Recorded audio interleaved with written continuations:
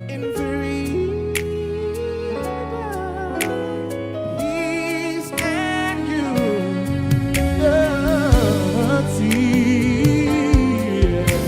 Oh God of creation, direct our noble cause.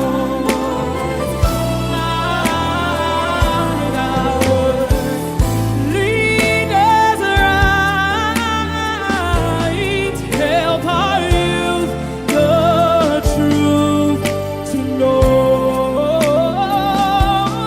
In love and honesty to grow and live in just and true.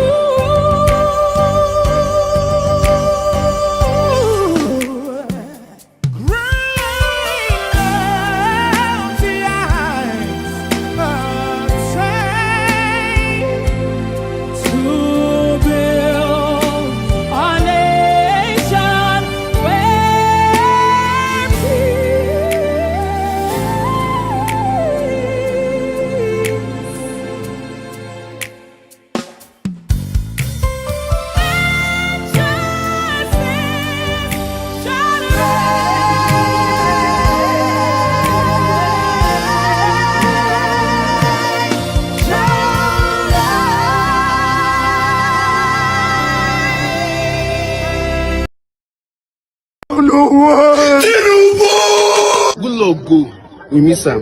Buhari go, we miss him.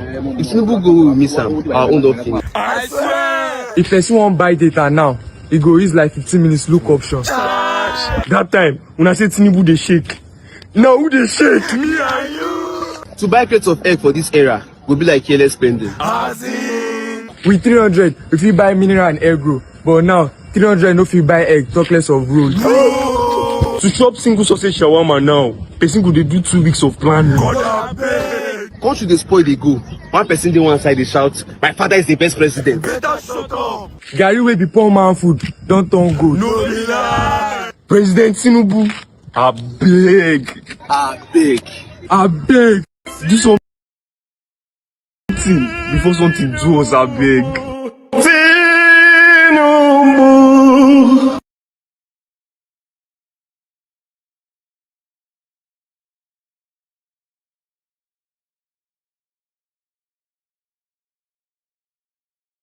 It's not promised, my friend. Sorry. Ovie is one of the people causing wahala in this place. I will remove him now. Okay, thank you so much. Please wait for Forefather. He says it would be a mistake for anyone to provoke another. Eventually coming. Me too. I want to come and argue leading the first one. and Yes, make the program, ungovernable for him. And I Also. will say Since to everyone, they I tend led to do that. proudly the first one. I thank you, Tony. You are with us right beginning to even We to this should moment. have I learned thank from that first one. Tim, even though you had a Otherwise, very regret busy list, you still would have came in. been to no Thank you. avail. Would all have been in vain.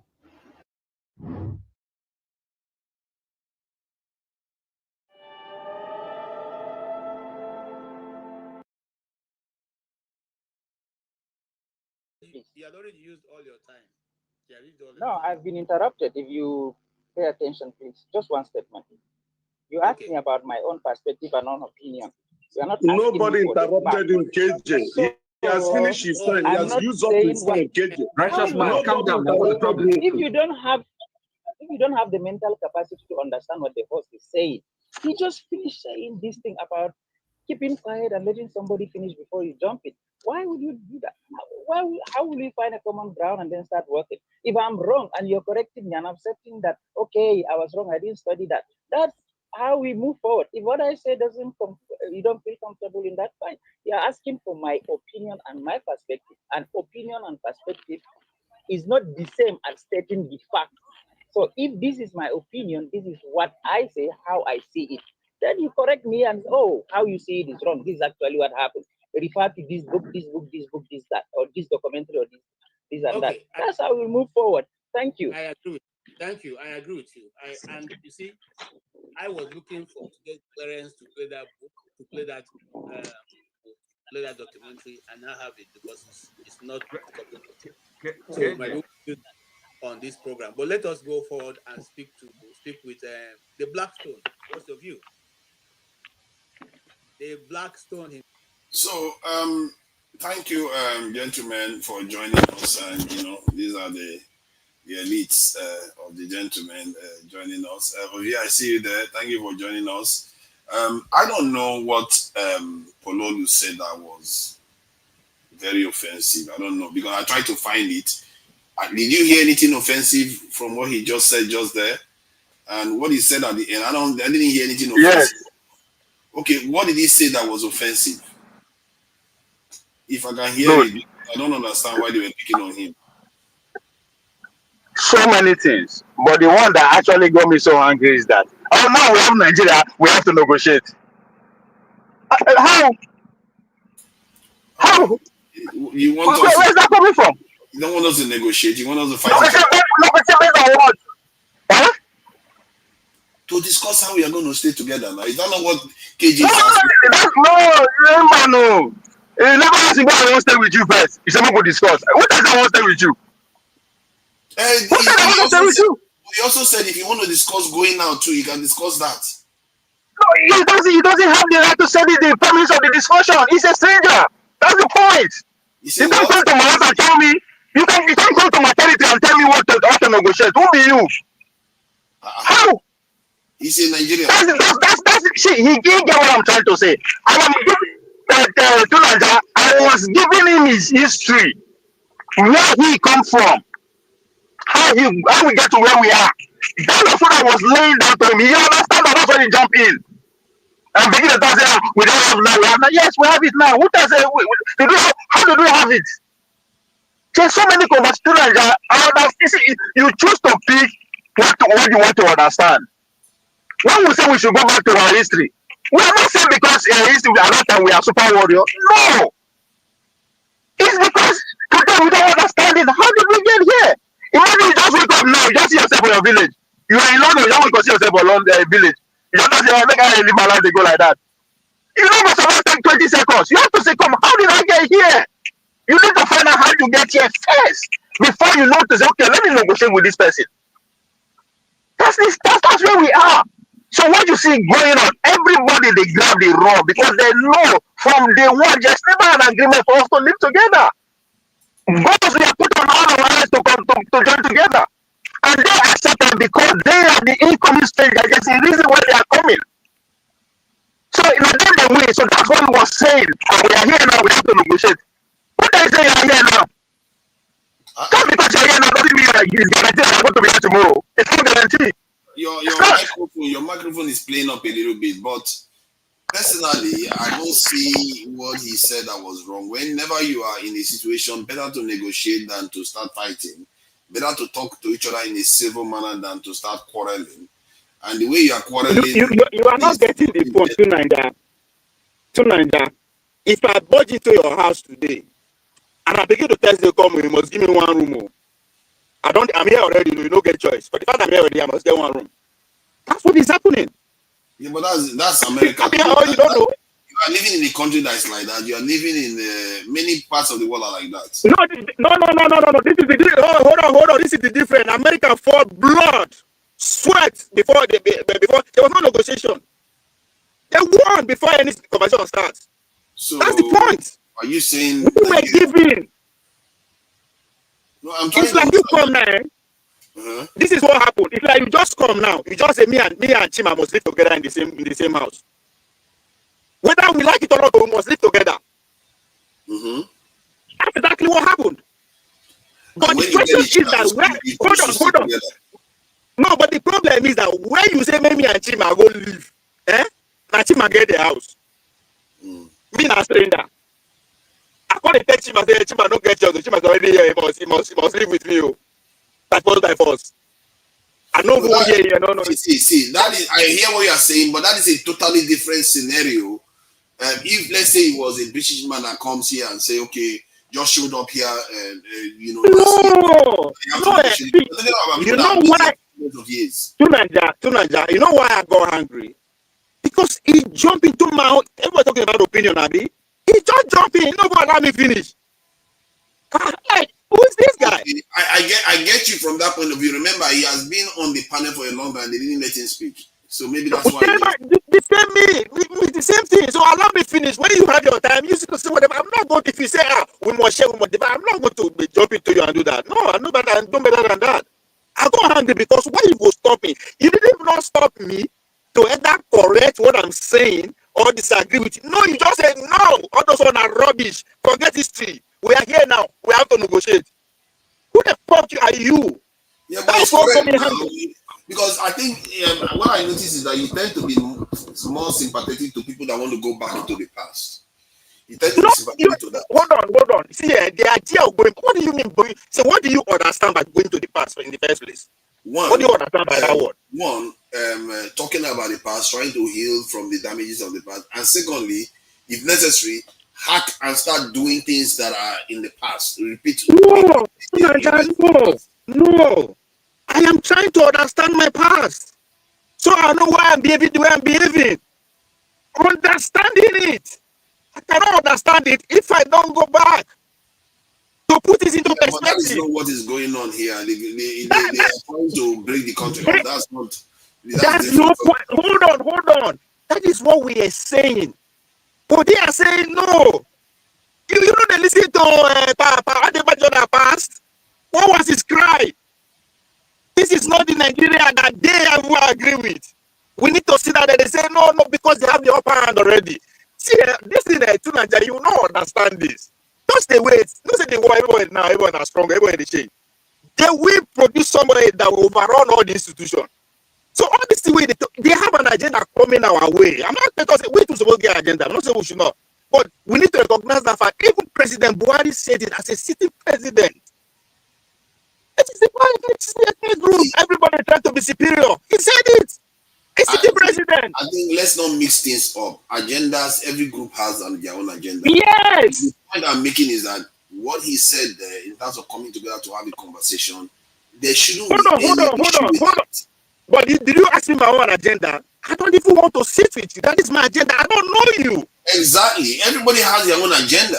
Okay. So why are you not saying we should negotiate on what? Yeah, because he too could say your own agenda is against his own agenda, that he should fire you too. So if everybody starts behaving the way you are behaving, then nobody will have a conversation. Isn't that what war is all about? Why is it what they go on everywhere? So you want war? No, it's not what I want. It's what they also want. You say you don't want it, but you disagree with everything that will prevent it. No. You have a conversation. Hold on now. Listen to Nigeria.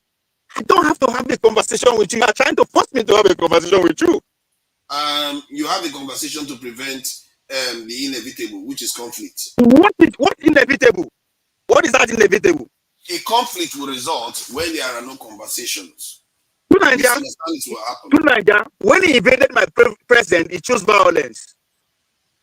He did not knock. He did not ask, can I come in? He just barged in. And that's the way he take out. They did ask. I don't know. I'm not talking about him. I'm talking about the ideology that is coming. I don't expect them to ask. And they don't expect me to accommodate them. They don't. You have an ideology too. That's the whole point. And my ideology is that I don't want to stay with them. And the ideology that you have is coming from foreign this thing. No. Dunaja, you are not getting it. His own ideology is foreign, don't you? Dunaja, you are not getting it. I cannot come to a house and begin to dictate that you have to accept or negotiate with my ideology. Like it's not like it doesn't happen. Of course, you have to. Enemy of my enemy is my friend. If you have better enemies out there, Dunaja, I don't think you are listening to me. Hold on, you are not listening to me. We are living in our peace, in our violence, in our demonic way. However you want to classify it. Before they came, I'm not talking about the white people. Before they came, you are not go there. To Nigeria, anywhere you go, if you want to step out of your house. Who is these days? So I will get clarification. Is it the Hausas or the Fulanis? I don't know who you are. So that was my point. That was what I asked you. What did I say? I said the Arab with the arrowhead of Islamism. That's what is happening. I mean, full load. Is it different? Is it on a different ideology? It's not Arab now. Oh my God. Am I speaking Swahili? I don't know. You are He's being not Arab. very You're saying, emotional. You are being very he's not emotional. Arab, and he's No, hold on. Separate ideology, separate Arab and Islamic. Separate it two. Let me hear. the Arab. Arabs did not directly come to Arab Nigeria. is a They did race not and directly come to Nigeria. this in a They culture. came through trade. They did not come directly to Nigeria. The I said Arabs they did came not- through trade. They came through trade. Yes, they came through trade. Yes, So they came they through didn't trade. force themselves in. So Our ancestors let them in. yes, one race. How do you make the ancestor They less did, than? they did not come through violence. They let them It in. was an organic It wasn't not process. mostly black people that went and fought for Islam. Okay. They did not come through violence. That's right. Yes, you are correct that they came to Africa through violence, through North Africa, right? Hold on. Yes, that was true violence, right? What is the point? If let's say, let me use USA ID. If I can use my soft power to get into it, what's the point of carrying gun? There is no point. I'm not saying. Hold on. To It was Nigeria. our own people that used guns against our own To people. Nigeria. The point here is, I don't care how they came. The fact that we agree that they came, that's the conversation. It doesn't matter if they came with Bible. Okay, now let's try to get back to the point. What I see in that video, I can play the video again. I don't know what Polo for this thing did that was so offensive. And when he called Jonathan an Igbo man, I don't know why that is so offensive for them. Because to not like now, when we are talking about the North, we call all of them Hausa when they are not even Hausa. Many of them are not Hausa there. As a matter of fact, maybe majority of the people in the North. Let's have a high level conversation, please. You okay? When we are talking about the North, we don't talk about tribe. We're talking about the political ideology, the majority that speaks. Who cares about who speaks my or who speaks this? What is the political force? Who determines that? That's what counts. But that is not when we are talking about the North. We tend to talk about them. That's why I say let's elevate the conversation. That's why we don't be past say no. That's why the conversation. See, Obi, I'm just trying to address one specific. Who cares about Hausa, Igbo, Yoruba? It's like the ideology that counts. See, I just want to address one specific point regarding what is happening with what happened with the previous conversation where they were attacking him for saying stuff, and maybe to help us also understand how emotive this thing, this discussion is about the. See, let me give you one advice, right? See, people who lost their direct parent during war, either not them be blamed to blame, they are still alive. You don't know what that means. You have no idea. I have a senior brother who fought in that war today. That apart from far, people they with their parents, their direct father died, they are still alive. What are you talking about? So you have to be very careful when you are talking issue like that. It's beyond what you are saying. Why are you saying that? But you live in countries where people died in the Second World War. Hold on. Listen first. Hold on. That now here with the year did not affect us. If my papa died for war, I don't give a fuck who you do. You know, the talk rubbish. I come out your head. Yeah, but I've seen people here that their parents died. You see, you cannot say everybody should act the way you want it. No. You can't. Actually, yes, you could. You could say there are certain behaviors that are expected from grown-ups. See, that's what the problem is. That's what the problem is. You can't expect grown-ups to act in a certain way in this world, and some other ones act as if they can't meet the standard of Which word? Hold on, Tunaja. You are see again. That's where history is important. The word that we did not agree to create together. What are you talking about? I'm talking about the world where. Okay, let me finish. Don't interrupt. Where people, about almost 50 million people, were lost in Europe, and the parents of those people lived, and they went on to create the European Union and NATO. They didn't continuously have conversations after conversation after conversation about it. So no, that's you are wrong. My point. And those people are wrong. Tunaja, you are wrong. Yes. How? You are wrong. You understand? I'm wrong. Yeah? If all wounds are healed, the world will not be the way it is today. There will not be people dying in Ukraine and Russia. There will not be people dying. What do you think that is? You think that's separate? That's why I say if you don't understand World War I, You have no clue what is going on. It's actually separate. It's about power. That is what is creating a new one. They want to win power. So I think today what did they fought for in the first Ukraine war? Today will be what did the Europeans fight for? Ukraine war. I really need to talk about the Ukraine war. What did the fight for? What was causing their fight in the first place? Not the power. Wow. It was because of power now. It's always about power. It's always about power. Even up to today, it's about power. Yeah, but the one you are talking about in the context of Nigeria, you were saying that it has something to do with the hatred. It is still about power too, Nigeria. That's what you don't get. It's about power. And the pain from the civil war. That's why people are Nigeria. Okay, let me give you this. If to say the Biafra win the war, would the competition be like this? No, it's still about power. It will be the nuts that will be solved. It is about power. You understand? So I do understand all this about power, but I'm talking about the way we discuss these things and the way we lock ourselves into this discussion without trying to get past. No, because they want the discussion to start from a starting stage. Let's start talking about it in 1967 or 1970. I mean, they want it. No, that's not where the conversation starts. That's the problem. That's the problem. Is there any country that had any more? Even this in Japan that was nuked twice. Somebody tells me that they didn't spend this long talking about this issue before this. No. Japan that was nuked twice. Then the people that nuked them have to deliberately invested money to build that country back directly. Yeah, but that is different from the people's pain. Okay, in the context of Nigeria. Hold on. If to say, imagine, now say that it's out there they complain about railway and all that. Imagine if they get that. I don't think they will be complaining the way they are complaining. See, it's not even about the complaint. You said it is about power. When somebody is not in power, he has the right to complain. It's about power, so you can be correct in so many ways. So what they are saying now, the hunger is that some section of the country is holding power. There's nothing wrong with that. Even if today, No.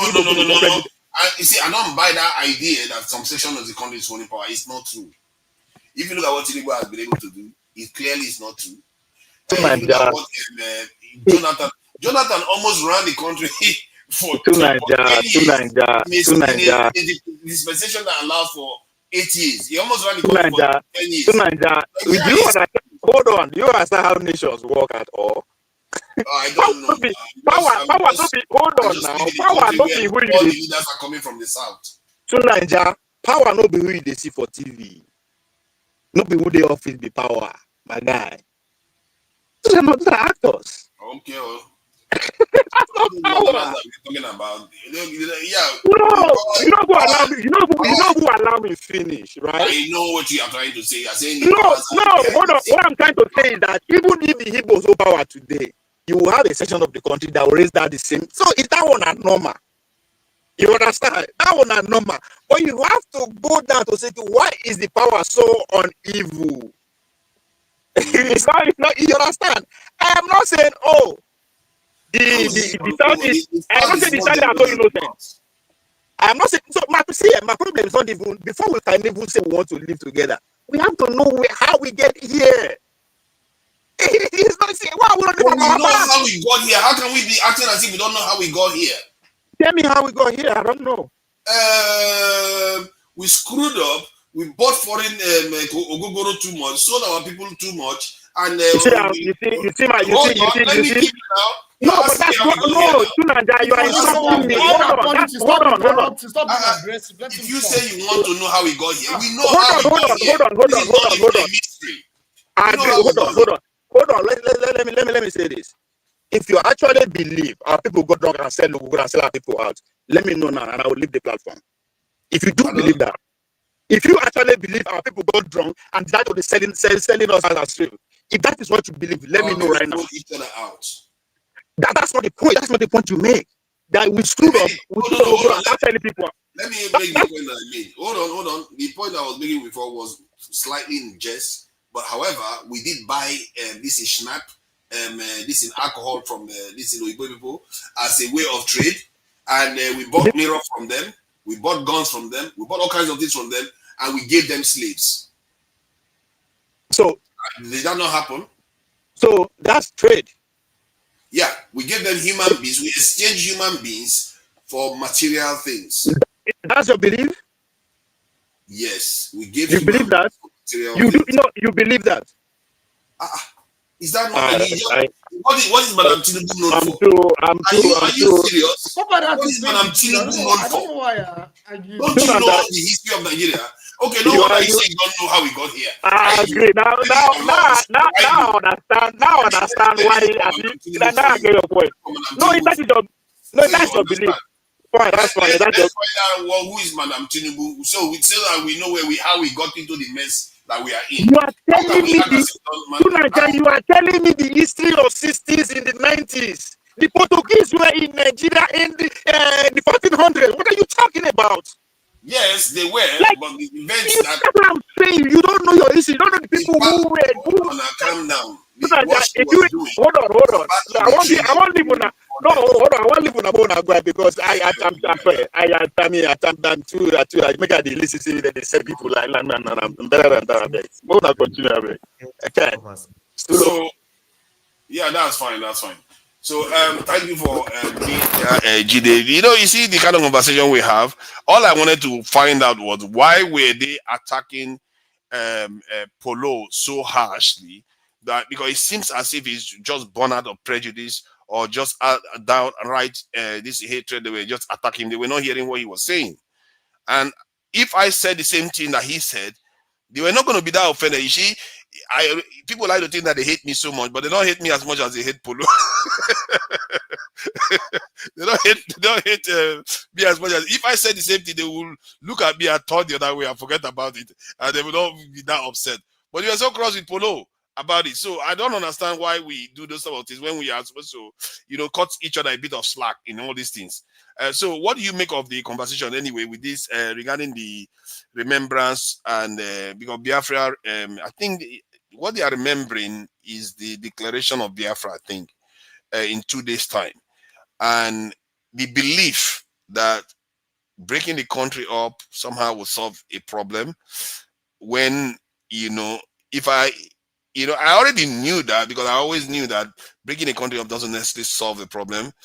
And I actually got confirmation from having conversation with one of my favorite people on the face of the earth, the South Sudanese. I had a conversation with them 2 weeks ago, and the conversation was in a meeting where they were actually discussing breaking the country up. This is a country that broke away from Sudan, and they want to break that one up too. And you can't make it up. They want to break it up in 3 places, and you need to see how angry they felt about it because they felt one tribe was dominating the entire country, and that tribe is the Dinka tribe, and they make up 36% of the population. The Nuo tribe make up 15% of the population. They are the 15% of the population, and they are the second dominant group. And these two, they make up about 50% or so. They dominate the entire government. They make up about 80-90% of the government. The others are just like nothing, and they don't hold significant positions at all. That is the country they have. And by the standard of their country, Nigeria looks like a civilization where everybody is represented. Minister has to come from each state, and even the military, everybody has to be appointed. You have NYSC. Nigeria looked like a civilization compared to what they were going through. So, and this is why I tell many of these people that are in Nigeria now, this thing we are talking about, is good to remember the sad mistakes that we made in the Biafran War. It's also good to talk about ways to learn from that and do better for our nation today. But this thing that we do where we say, let's not try to fix the country, let's try to break out of the country because the country will never work. It was never going to work. Even when you break out of the country, you're going to find the same problem again when you leave the country. And sometimes it looks like, I don't know whether, you see, this is why sometimes when I say certain things, it's because I study human nature. Because that's why I say it, and I'm often correct. When in that meeting, a South Sudanese went on and said that they are having Arabization problem, which was the reason why they left the northern Sudan, you can't even make it up. Or like that, does that not tell you something? If you are having a Arabization problem here, it tells you that this thing goes beyond border. It's not, there are forces at play that you are not understanding. You're not dealing with. And the same thing we are facing here. There are forces at play that our people refuse to open their eyes and see. But someday they will see. You can't force them to see it. They will see it someday and they will forget all these smaller problems and say, hey, this is the pain that our forefathers went through and it's in our blood.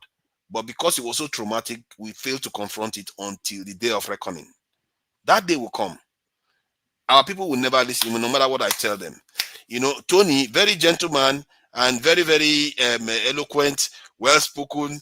He's a well accomplished and very accomplished too. But when it comes to this topic, he too gets caught. Because it's so strong. The feeling is so strong in this area that it's just remarkable how when I see No, I'll tell you. See, brilliant people. look, I've been listening all day. Look, I'm a Chelsea fan. I was just enjoying the day, over Arsenal. Sorry, I see. Arsenal fans. It's a Look at very bad day. You feel that. bad, but look, look, forefather. I think you get caught up in your narrative. And sorry, hello everybody, and people in the comment section. I know it's hey Jide, Tony. You know, so I want to ask you a question. Take a deep breath. What are the mistakes that we made before? Because you keep talking about let's not make the mistakes of the past. What are those mistakes that you think? Number one, if Yes. Nigeria was a nation the way we are today, like we are together, at Mhm. that time, we came together before the British arrived, they would not have been able to conquer Nigeria. Nigeria would have been too big for them to conquer. Are you really saying this? Yes, it's a fact. Nigeria one is a very, very inhospitable place for them. They could barely survive and they just found the cure for malaria. They didn't have enough headroom inside Nigeria to take over. That's why they couldn't even stay in the country that much. And they left Just to add to what my father said, it's very important what he said. If you look at the way the British actually conquered that region called Nigeria, they went after different kingdoms. They first went to Lagos, then subsequently they went to the Benin Kingdom. Subsequently they went to I think it was the north that was last. They went to the No, Oyo no, no, Empire. no. They went to the Iri Kingdom. Iri Kingdom is I the think Igbo. Igbos No, were no, last. no. The They Iri first Kingdom. went to they went to Calabar. That's the first place they went to. I thought It's it's not Lagos. Lagos. No, It's Lagos was the It's first to be Lagos. It's conquered. Lagos. Lagos It's was Lagos. first to be conquered. I didn't even know the king. No, no, no. You're talking about which place was conquered. I'm saying who was trading with the British first? Oh, it's the The Benin. Queen. It's the Benin. No, Was it you're not talking Portuguese? about the Portuguese. Portuguese. Oh You're yeah, talking yeah. about the Portuguese. Okay, I'm so talking the about the British. British people. The Okay. Portuguese. There are letters between the Obong of Calabar and the Queen. I think dating to the 1700s. Yeah, Letters, Obi real is letters. correct. So Oh what? yeah, What yeah. You're probably correct on that point. So Look, in terms of the hold on, mistake hold that we on, made hold that on. I Look, look, addressed. look. What I'm saying is this, and look, that's why we gotta sprinkle everything we're doing with some history, so we can accept, we can understand where we are. Because the idea that we could have done anything to the British is just hocus pocus. I'll tell you something. There are empires. It's like saying that the French could have done anything against Nazi Germany. They were just much stronger. Everybody has their own time in history. How could Nigeria have stopped people who had gunpowder, and there was nothing anybody could do. The British, just take a look at this. The British were seafarers. The French did their own conquering in a different way. And see, these were two different people. The French were there. There have been many. See, Europe had just blossomed, just about maybe 500 years into what happened in Nigeria. And they just went all over the place. They went to South America. Or you could have said, what did Africa have that the people in the American continent, the Incas, what did they not have? And all the other people, the the Navajos and the what did they not have? They were warriors too. These guys were fierce warriors in American continent. Guess what? The British wiped them out. They slaughtered them more than they slaughtered us in Africa. Don't blame this, which our forefathers just could not withstand their, I firepower. think you have to remember that in terms of them, they were conquered a lot earlier. Just like South Africa was conquered a lot earlier. No, Nigeria no, was. no. Hold on. Hold on now. When did what's his name arrive in the American continent? Because we I need think to. it's 16 something now, 15 or 16 something. I That's when just mentioned to you. The question is when was Columbus. the time that Benin started trading with the Portuguese? Check it out. I think that was Someone should around check it. 15 or 16 That's in the something. 16th century. Yeah, So that's what I'm during that. saying. You can't say, see, these guys got the same thing about the same time, and they all spread out. Yeah, but let me The let me British, try to flesh what happened out so But you the British understand. did not conquer the no, The not West for me Africa to is different. understand. No, No, no, okay, no. you don't I understand. see. I Let me don't just want paint the us to picture. lose the point. No, no, no. What made me come You're in not here? letting Look, me speak at all. no, sorry. Let me just land on a point, and then you take over. See, they discuss this Biafra thing all over throughout the weekend. I just don't get into that discussion because it's never going to lead us anywhere. But it's good to educate people so we know where we come from. And no one should feel bad about people who want to grieve or say whatever. I grieve whenever you talk about Biafra. It's emotional conversation. So I don't even engage it. I stay at my home, I discuss it with my children. My father fought, it was a Biafran soldier. Mm. It was painful. He was in pain till he died. So so we all know it's like those people in Gaza that you pity every day. Their children will never forget the Israelis and what they did. So, and don't try to tell them to stop crying. Wait, don't try to do that.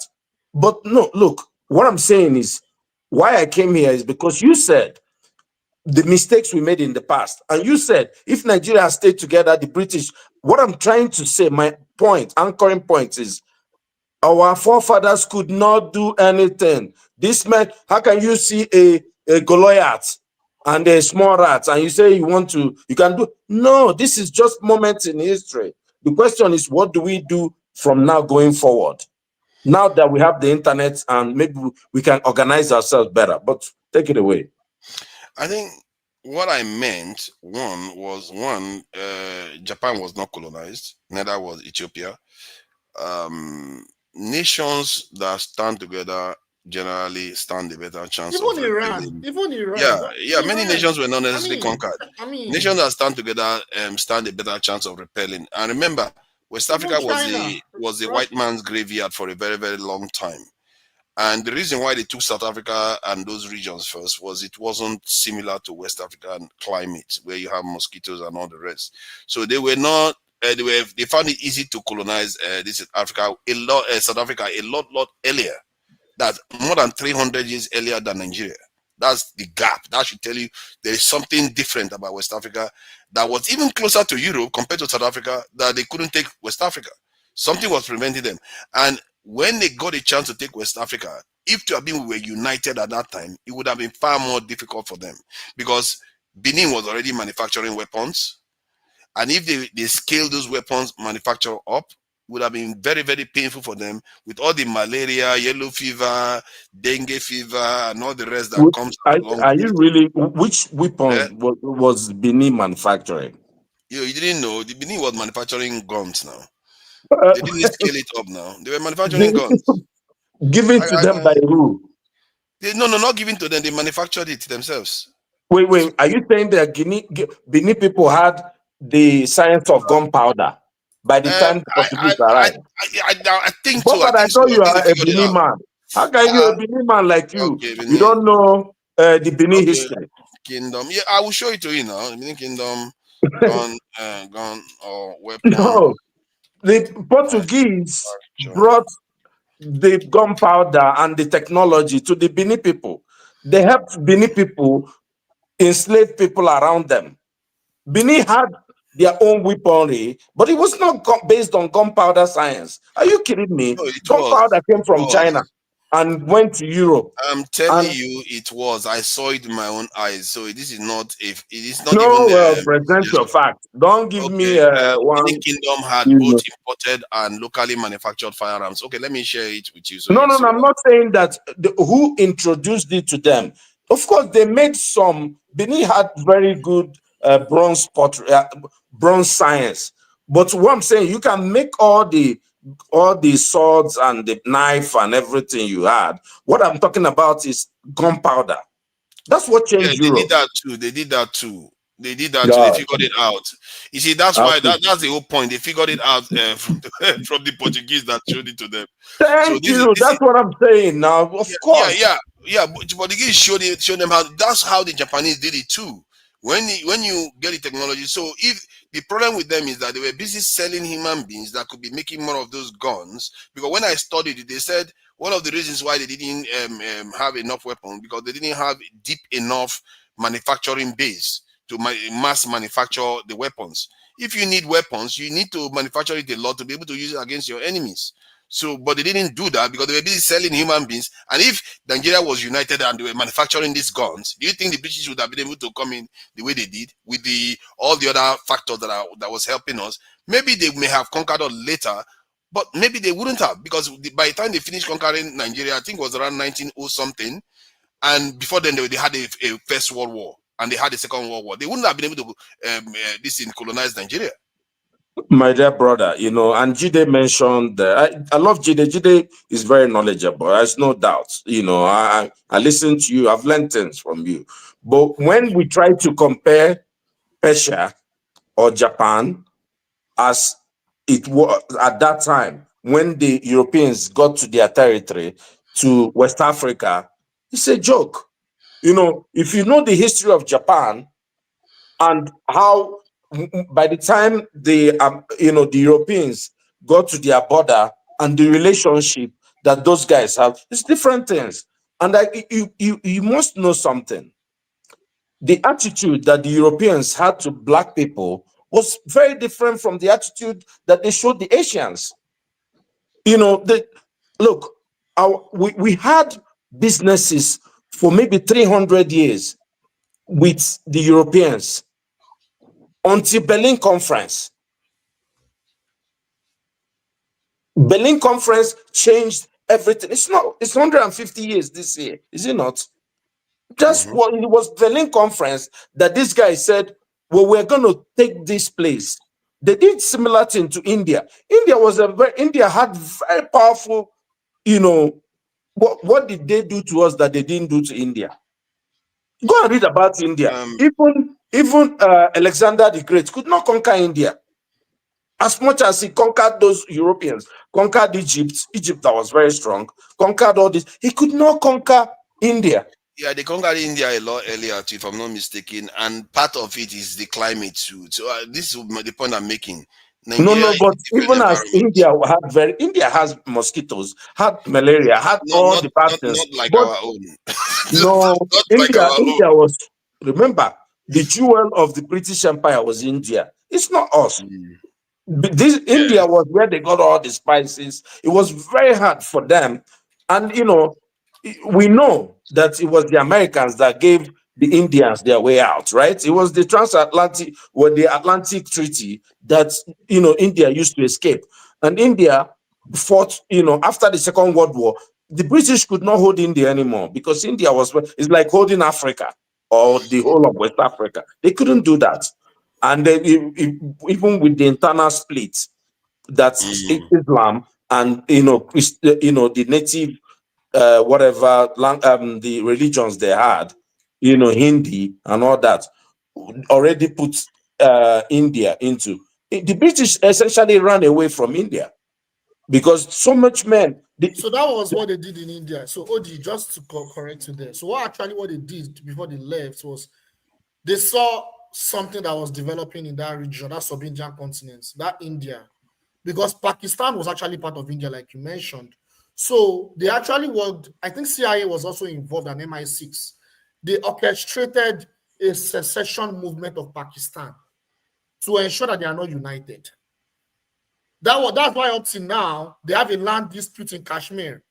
They divided that country. You know why? Because during the Cold War, India had a strong alliance with the Soviet Union. And Pakistan, which is modern-day Pakistan today, the Islamized Indians, they hated communism. They were connected with the Muslim Brotherhood. So they had this nationalist idea to secede. So they collaborated with the intelligence of the British and the US to form their own country, which is Pakistan and other territories. So it was actually a product of colonialism, actually. So it's not like the Indians fought each other and divided. No. Thank you. Thank you for that. No, I agree with you. I never disagree with the I point will you're agree making. with Odi is when you said don't tell people how to feel pain. I think that's a fair point. You can't tell people how to feel pain. And as a matter of fact, that's why I said I felt a little bit uneasy about saying they should try to move on, because sometimes I feel like there is not a lot of conversation from the south and the southeast on how to move things forward.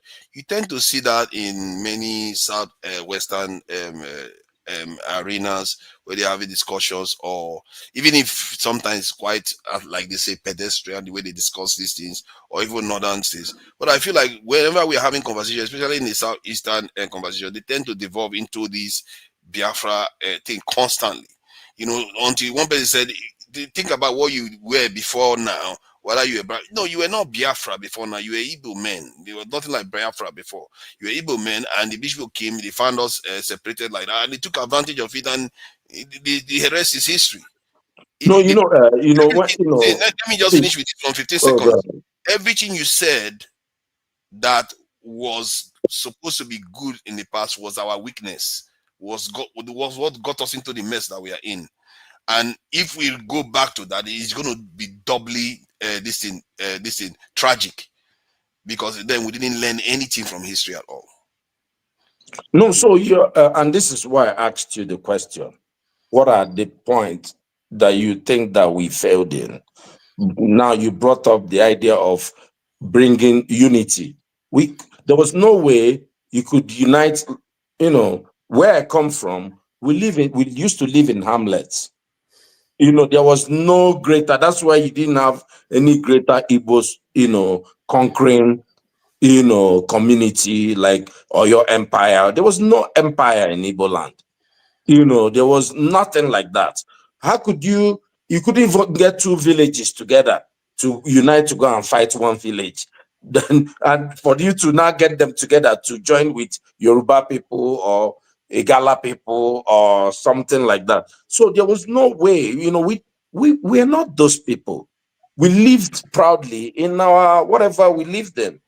So we just came and we saw all these Oyibo people that now had so much power that we said, what is this thing? If you read Things Fall Apart, if you have read, what is this thing?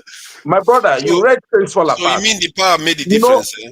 Look, if you go to Igbo land, the people who have the most land are the Roman Catholic Church. They still have the land till today. Whenever we are laughing at the South Africa, they say, but the land is now owned by us, right? But it's still the church. Do you know how they got the land? When those Igbo people came, we say, we had what we call the Ajofia, evil forest. That's what we gave the Igbo people. Say, go there. Well, and everybody will relax and wait for them to appear in the morning. They will be dead now. Before you know, the Igbo people would have built big building. If you read Things Fall Apart, you say, these people's medicine, this white man's medicine, is stronger than our own. They don't look like mumus. That is not funny at all. That is really bad. But it's history. That's why the man is a good writer. He wrote for us to understand. Even if you read was the Man of the People, all these things we are saying about Tinubu, about Wike. This is Man of the People, right? Same thing. We are seeing ourselves in the past, the present, and the future. That's what the man told us. But the problem is that we don't want to learn. That's why the man rejected Obasanjo and his title that he said you should. They're a gang of, he called them a gang of criminals or something. Said they should go to hell with their national award. My point is this. What we need to understand is we need to learn from our history and learn from the people who dealt with us, right? It's not like we couldn't. The question is, how can we get ourselves united? It's not like we couldn't do anything by the time they came. It's like blaming the Hausas that live or the tribes in the north about how Fulani people conquered them. What could they have done? They just, Islam was so much of a uniting force. If you understand what happened between the time, when did Muhammad show up in the scene? 600 years after Christ. There was nothing like Islam. There was nothing. It was the Roman Empire. Constantine had arranged everything together. Then, they said within, whether it was 20 years, Islam almost took half of Europe and they went to Asia. They were united in one cause. The idea, the ideology was so strong that it wiped out culture. Somebody was talking about what's the difference between Arab and Islam. It's difficult for you to really separate Arabism from Islamism. It's difficult because the only people who did not give up 100% was the Persians. And if you look at the Persian folks, you can see where they drew the line. Even they accepted, they were conquered by Islam, by the people who brought Islam to them. But they did maintain some part of their Persians, a huge empire. Strong. How can you compare it with us who were just managing to tap our palm wine and have fun and do our thing? Don't look like Bushmen. It's all right. It was. I take offense with the way the OD is trying to describe us like bush people, and he says, "Oh, we cannot work with each other until Oyibo man come and slap us." How is But it we that are not bush people anymore now. we are willing to listen to Oyibo man, but we can't listen to each other? Hey, and somebody is attacking Polo for saying we should talk to each other. But look at this. But look at this now. We are not bushmen anymore. We know what everybody knows. What everybody knows now. We have a chance in history to blossom, to take one step. We should not let our primordial feelings continue to kill us. Religion. Look, the Northerners have Islam, right? The people in the West have still strong affinity for whatever they have. The people in the East, South.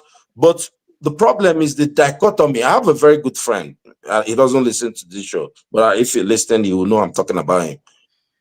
He believes, he's a very educated guy, but he believes that Akpabio should be doing whatever Akpabio wants. Once I have somebody from my village being number 3 in the country, I don't care. That's all he cares is let somebody from his state be number 3. That's all he cares. And this is the mindset we'll have to take away. Or all of us will die abroad. All of us will die abroad. Okay, thank you. Polo, you may want to put your cam on, but let me go to I know Jide, you came first. Let's just go to this thing because I know if you feel like you need to interject to correct anything. Because Jide is here as a how do I put it, fact checker and making sure people say the right thing. Because I like Jide because he barely he studies his stuff. That he comes to share, he barely puts a foot wrong. That is important. And I've never noticed him, although when he feels like he needs to talk, that's when his feelings come up, but not necessarily on the topic itself. But when he feels like he needs to share the information, you see DJs just agitating. Let me talk. So that is where GD gets excited, not when it's about this, do the one nation or anything like that. You're welcome, GD. Tony, thank you for your patience. Because I think it's been a while. You've been very patient listening to us there. So what do you make of this approach the question is asking, the OD asked was about, what mistake I am saying that we made in the past. He doesn't see it like we made any catastrophic mistake. And also my assertion that maybe we need to talk more about moving things forward instead of anytime we gather, especially us Southeasterners, us Southeasterners, we start talking about only this is Biafra most of the time. Almost all our conversations end up in the Biafra arena. So, and that's why I feel like if the Southeasterners are more outlooking into the country and into everything else, I think there will be a lot of progress actually then, because you can now see, instead of the trauma of the past, a kind of shielding your view of what is actually in front of you, especially the opportunities to fix all those damage that happened in the past. So, and this is some of the area. That's why I say what I say. It's not because I'm just trying to troll people. I'm trying to say you are still in this world. The next generation is in this world now. We have to make sure they don't face the consequences of some of those images that was being played on KJ's show. We want to avoid those things because there's no use complaining and complaining when you just keep repeating the same mistake. You're just causing the next generation again, so that they too will come and start having the same conversation we've had. I just want it to end so that we actually get to a period where our people can talk about something else. The glories. There's nothing wrong with glory. We deserve glory, don't we, Tony? Yeah. Good evening, forefathers. Good evening, Jide. Good evening. Did I see Polo there? Good evening. Good evening, Odi. Yeah. When I was in the university in Nigeria, I had a roommate who was reading medicine, and he was born in Ibadan, schooled in Ibadan, attended university in Ibadan. So when we were talking, he has never been anywhere else outside of your state. He's not even been to Lagos. So his outlook, his world view, is just basically Ibadan, and maybe occasionally what he hears from. So sometimes when we're discussing Nigeria, his knowledge of Nigeria is just very abysmal. And so when you come with that kind of, when you have that kind of background, you are limited in your understanding of what Nigeria is. For instance, he will think that, many people are Igbos, people from cross rivers and Igbos. So the problem that we have, I said that to mean that I had to convince him, I had to take him to Lagos because I was living in Lagos. I had to take him to Lagos. I said, come, take him to Lagos. We stayed together, took him around and so on. I said, it's necessary for you, for your worldview. Because there are certain stereotypes that are associated with people, with Igbos, with so people, and you kind of internalize that, and you grow up with that, and it doesn't help you. It doesn't help the nation.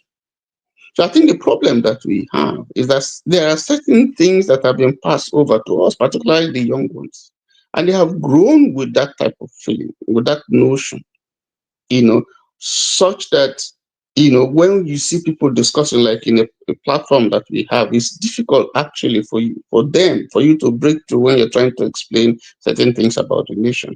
And that's the problem that we have. And, this is just for the young ones. There are older people, older generations who also, have passed on that kind of information to their children. And so when we're talking about Nigeria, they don't have a larger picture of what Nigeria is. So it's important that we discuss these things.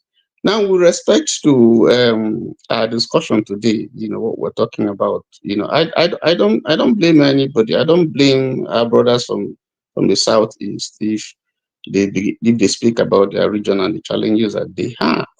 We need to give them a hearing, so that we can understand them, but they also need to understand us.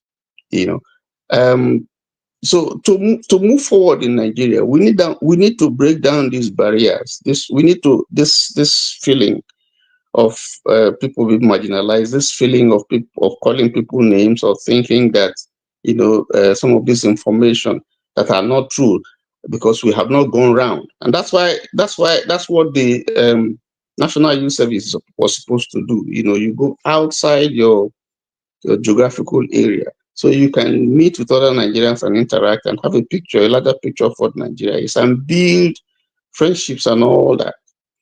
That's not happening. Because what has happened, instead of us to progress, Nigeria has been retrogressive because we are thinking more, of ethnic politics of our place. Like you just said, that somebody says, well, I don't care if my person is the governor or the vice president or senate president. I'm okay, even though he has no relationship with the person. But that's a thinking that shouldn't be.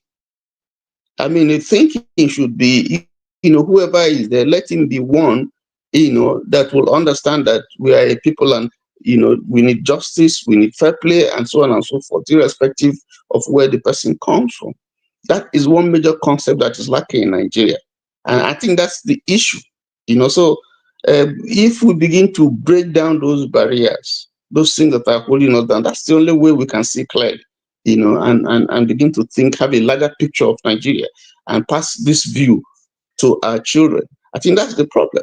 Now there are people, for instance, I mean, Polo came in here, and the kind of views that he was expressing, is a view that if you totally dissect it, it's either he doesn't know or he knows and just holding on to that because for whatever reason. That is why, he was challenged, because there's a narrative that is going out there concerning the Igbos, concerning the Southeast, and they're fighting. They're saying this is not who we are. This is not what it is. We are marginalized. You have to give us a hearing. And we need to give them a hearing. We need to give them a hearing, and they also need to hear us. But if you don't want to hear them, then that's where the problem is. That's where the problem. And forefathers, when you are talking, sometimes they misunderstand you because you are talking. Let us look at Nigeria in a larger. Let us not restrict this discussion to just Southeast and Southeast problem, because what is happening in Southeast is also happening in other places with other ethnicities. They understand that, but you cannot try to diminish their views, their feelings about the problem that they are going through. You have to listen to them and appreciate that, yes, they have a problem, but that this problem is also not common to them. There are complexities all over the place. It may not be exactly the same thing all over the country, but we have to begin to deal with those issues. So I listened to Kadibu many years ago when he was saying, when you have a tree, fall across the road, another one crosses, falls on top of it. You don't go taking away the tree that is down, you take away the one that is on top, and then you can take away the other one that is down so people can have free paths. Nigeria has to deal with these issues. Nigeria has to accept that we have issues. And Nigeria has to be firm.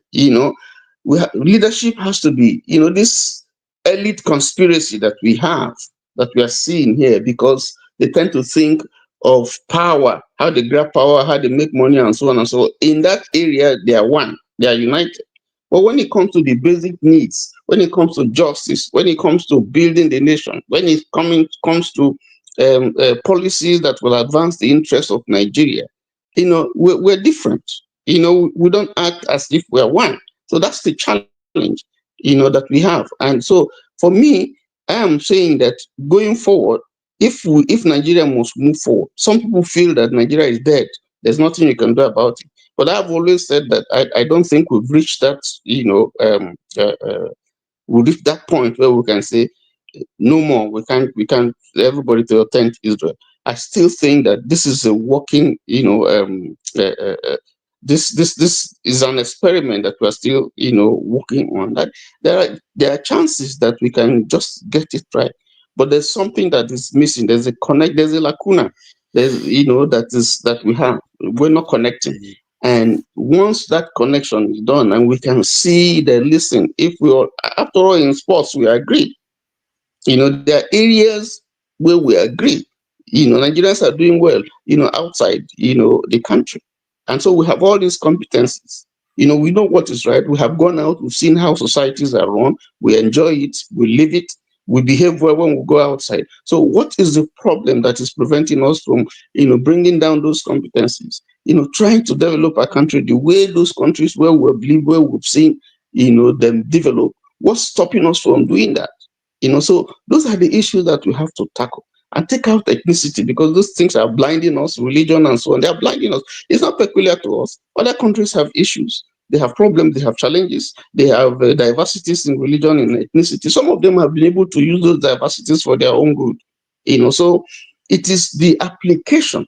And some people talk about the constitution. No, our constitution is bad. There's no constitution that is perfect. It's a working document. And as you work, principle of there's a Latin phraseology, solvito ambulando.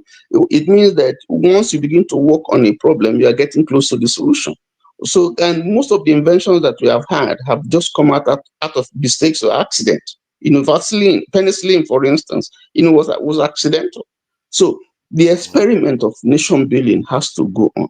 But in doing that, you have to have a vision. You have to have a goal that are measurable. And you have to have leaders who are focused, who are ready to deal and grapple with the situation. Otherwise, we'll just be going round and round and round in circles. I think these are the issues here. Are we going to continue to have people who think more of religion and ethnicity? Yes, we're going to have, but there has to be a leader who has to say, play down those ethnicities, play down those religion, and even if you want to use them for the common good. We see the picture of Dubai. It's an emirate. It's a Muslim emirate. People flock in there.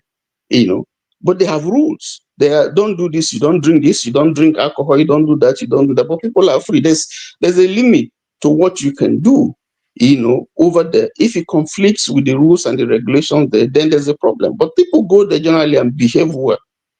So we must have goals, we must have vision, we must have targets that we want to measure. And when we see people who are not, working in tandem with the vision, then we must call them out. We must have institutions that are developed that we can use to drive, this vision, and I think these are some of the things that we are missing. And once we can. Yeah, go ahead.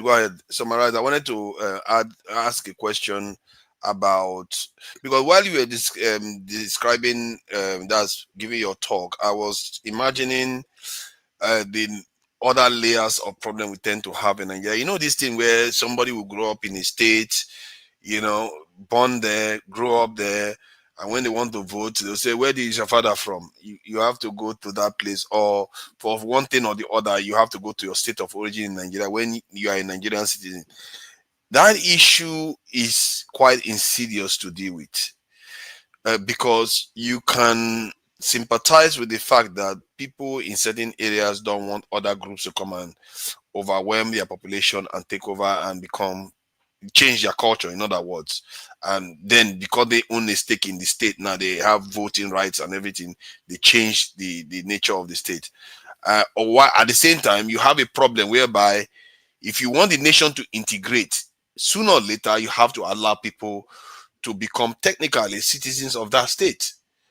The question arises, how do you do that without changing the complexion of that state?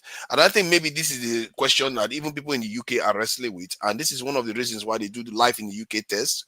And they insist that you have to, for want of a better word, become more English kind of person before they allow you to become a citizen now. So in other words, I'm thinking maybe could that apply to the Nigerian context, whereby to allow people to become, let's say you are born in Kano and you are originally from the southeast and you want to be somebody that is from Kano, you should have a pathway to become somebody that is from Kano. Like if you convert to Islam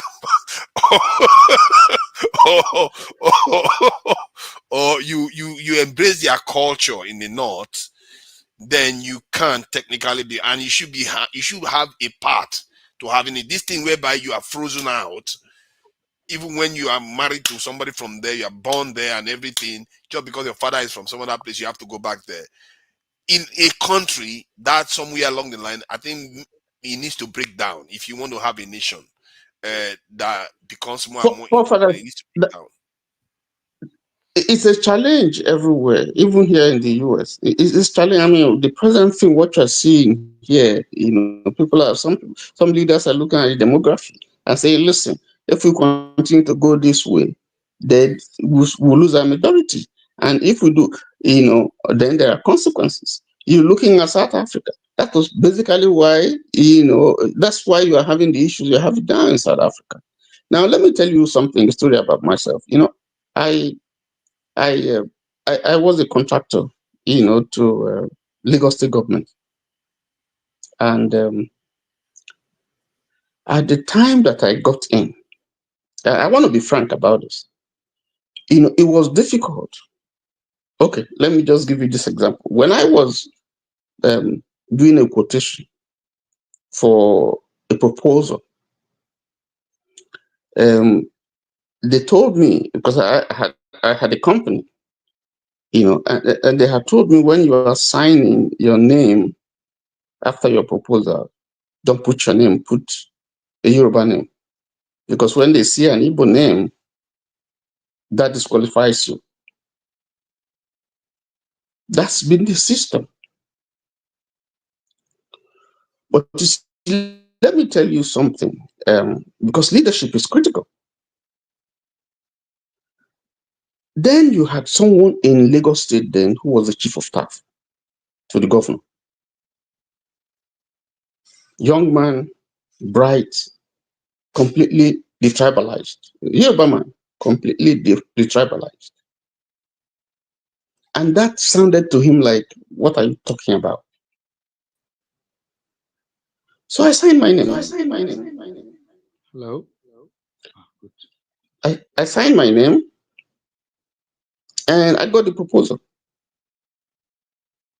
I mean, I got the job.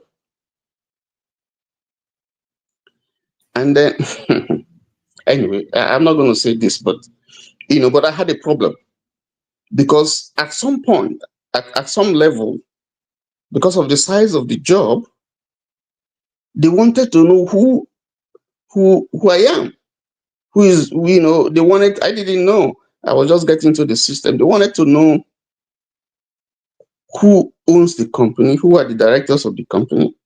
I didn't know then that they were trying to find out to get some understanding about the company and so on and so forth. This is at the top level. You won't believe that. After the thing had been approved by the governor himself, but you have to go through the tenders board, which is like a formality, because the person who is going to use the service or the product had said, yes, I agree. And so I got, someone tried to frustrate me. Someone highly placed tried to frustrate me. But he didn't know how I came into the system, because it was maybe at that time, it was a little bit unusual for that kind of name to come in without knowing who is backing him. But because of this guy who won't go for that kind of nonsense, he ensured that I didn't have problems. That guy eventually became governor in Lagos State. Wow. Okay. And he became one of the best that Lagos ever had. Completely a detribalized gentle person. Now, I'm saying this to say that leadership is critical. Because when you have a leadership that looks beyond ethnicity and religious provincialism and is looking at, can you do the job no matter where you come from, then the country can move forward. The challenge that we have today is that, where is he from? Who is he? Who is his father? What is his religion? And those things may be okay, but I think the critical thing to look at is, can he do the job? Can this person do the job? Yeah, So sorry, unfortunately, I want to respect, other Yeah, guests here, but it's I Polo's know, but listen. I just wanted to, forefathers, I just want to say something. This is message from the heart from Tony. If you are an unbiased person, the questions you ask after this thing that this gentleman said, never ask them again. I'm shocked listening to what I listened, but we know that this is true. When people are saying, no, there's an agenda against these people, who is scared of these people? How can Nigeria stands on you can say 4 legs, right? We have minorities when we have the other 3 guys, and then you remove 1 leg, and it's a strong leg that you have removed, and everybody wants to attack this one strong leg. It cannot work. How can it work? And many of the other people who are the minorities, especially, they're all classified as that 1 leg. So you're taking 2 legs out. If me and you, all of us here, hopefully things have changed a little bit now. If me and you are in Kanu, all of us here, and there's a riot, they will kill all of us. They will call us Igbos and they kill all of us. It's true. If you don't want to agree, good luck. I'm not disagreeing with that one.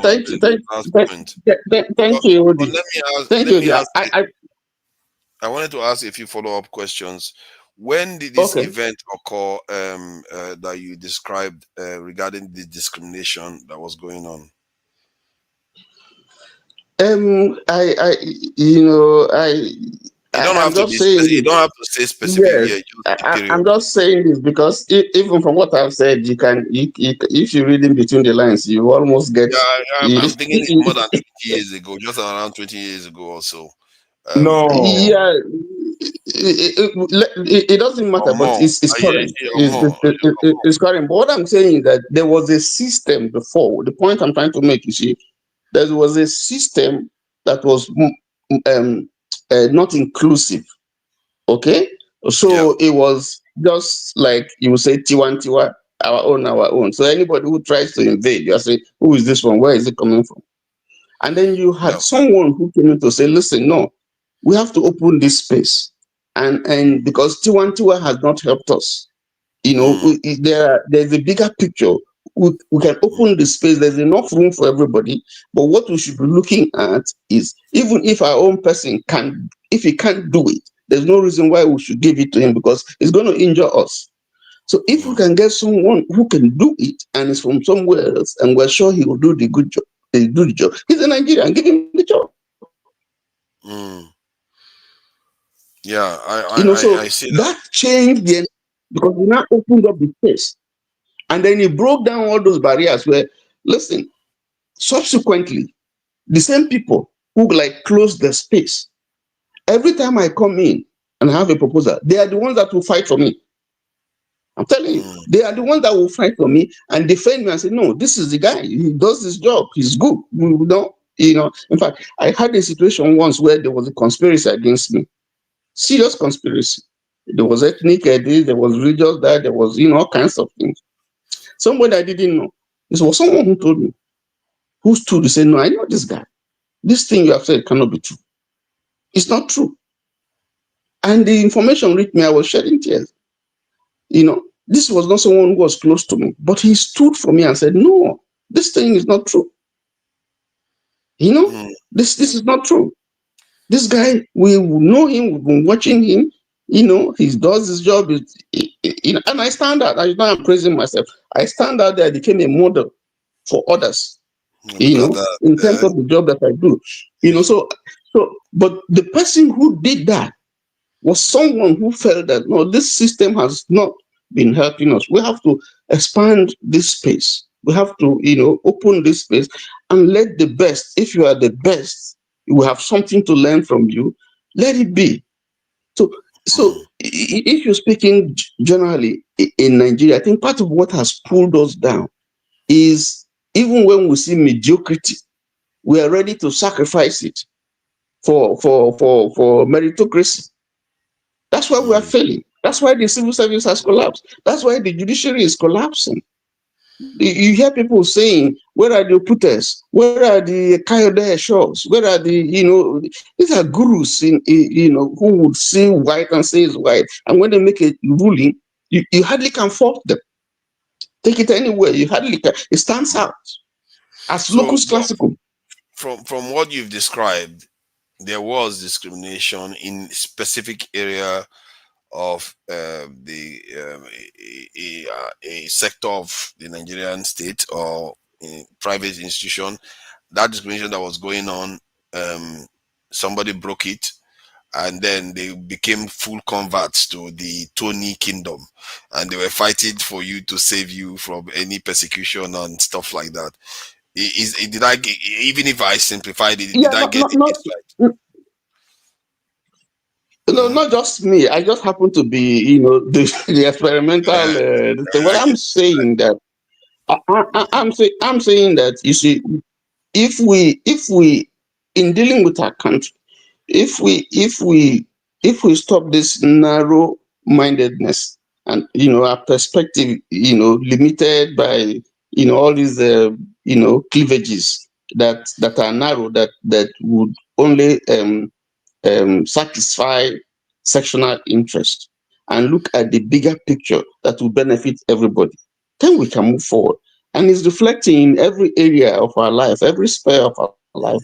Even, unfortunately, even in private companies too, where the best is supposed to be chosen, you still find, so you have our institutions now going down because we have now reduced them, taking out what we should be looking at, which is efficiency, and we're looking at some other factors that are ingrained and killing our system.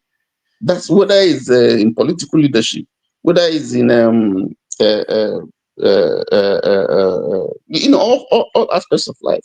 So that is my Thank point. you. If someone comes to, yes, that's the Let me point I'm bring trying to Polo make, and in. that's the way I see it. Polo is in Nigeria. You are in Nigeria too? Yes, I am. No, Am I Tony is in audible? Nigeria. I just want to confirm Tony is in Nigeria. No, I'm not. How can you say that? I'm not in Nigeria. Oh, look at that. You see how he answered? How can I Papa, how say can you that? say I'm in Nigeria? I'm not in Nigeria. What is wrong with being in Nigeria? So, Oh, is the question, are you yeah, in Nigeria or Nigerian or a Nigerian? no, no, I'm I a asked Nigerian whether living in he Nigeria was. as we speak. Yes, you are in Nigeria, but Tony is And not. I I'm a just wanted to Nigerian. confirm. Yeah. Mm-hmm. Okay. Polo. Please. Go ahead. I was trying to find out what you said that was offensive in the previous live stream, and for the life of me, I couldn't. Yeah, Even if you, I will even if summarize you, it for you le- in few yeah, sentences. Let me finish. Even if you mischaracterized Jonathan as an Igbo man, but I did understand where you were coming from when you talked about the constitutional conference that was hosted during his time in the office.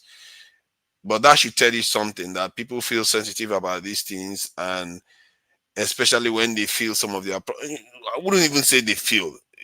Most of the issues that they are feeling this pain was a conflict that was inflicted from the north. So you can see why they react, and I will ask that you try to understand where they are coming from. And sometimes not everybody reacts the same way to the same trauma. And it, I don't think they truly mean it, most of the things that they say to you. Because most of these people are nice people, they're just easygoing. But when they hear you talk, it reminds them of what they've been told, and they then Why is there Good. an echo? I don't know. Good. Why is there an echo? okay, let me see if I can get rid of that echo. I did try to get rid of it, but it didn't go. Let me see. I don't think this is background I noise. think Polo can mute himself. If he can mute himself, I'm not Okay, sure. Yes, Polo, I agree. Polo, I think I finished speaking. Polo, you can speak now. Just tell us what you think about what you've heard and whatever you wanted to say. I know you had something to say in the previous chat too. Yes, thank you for fathers. So ideally what I did is I deliberately put my name, humanist jihadis, but then I changed it to Pullo for real just to see how those people react, because I realized that they are all the members of the group that are talking, they are like-minded. They have never had any argument against their own belief. Nobody has told them. And as this gentleman rightly said, if you are indoctrinated with certain beliefs when you are young, you grew up with that. And if somebody says something contrary to what you believe, you have to deal with the cognitive dissonance. So I was like, okay, let me play a devil advocate here and see how they will react. And then what I said was, I say the Igbos were the one that caused the problem themselves. They are the one that oversaw the first coup in Nigeria. They were the one that one of their men is maybe Ojukwu is the one that refused to listen to his fellows' advice and decided to secede from Nigeria. And he has not been accepted by any country, therefore he's not getting any support. And to get a support, he needs the United Nations organization which respect the boundary and territorial integrity of each nation. Recognizing these people without some kind of formality and due process will be like overriding the integrity of Nigeria. I mean, the what do you call it? The geographical integrity of Nigeria. And then I said, okay, again. Pull up 1 minute. Sorry, Exactly, please. I didn't interrupt. Please, that's exactly what you said. please. That's exactly what you said. Seriously, please. Let me just land, please. Okay. I will summarize it. Don't worry, please. So, and then I was calm, and all of them was also saying things against me. The first thing was, once they see Pullo for real, they already profile me as being a Fulani guy, a Muslim from the north. They don't actually have the fact.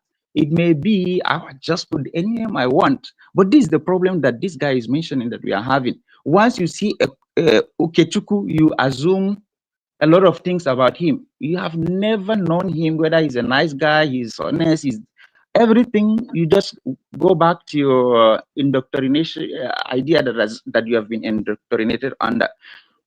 So this is the problem that we are facing. If you cannot accommodate a view that is not your own view, or be calm and then respond to that person with data and then show him that, hey guy, what you're saying, this is wrong, that is not how it happened, this is the version of the story that I have. Maybe we can find a common ground there, and then I may accept what I did is wrong.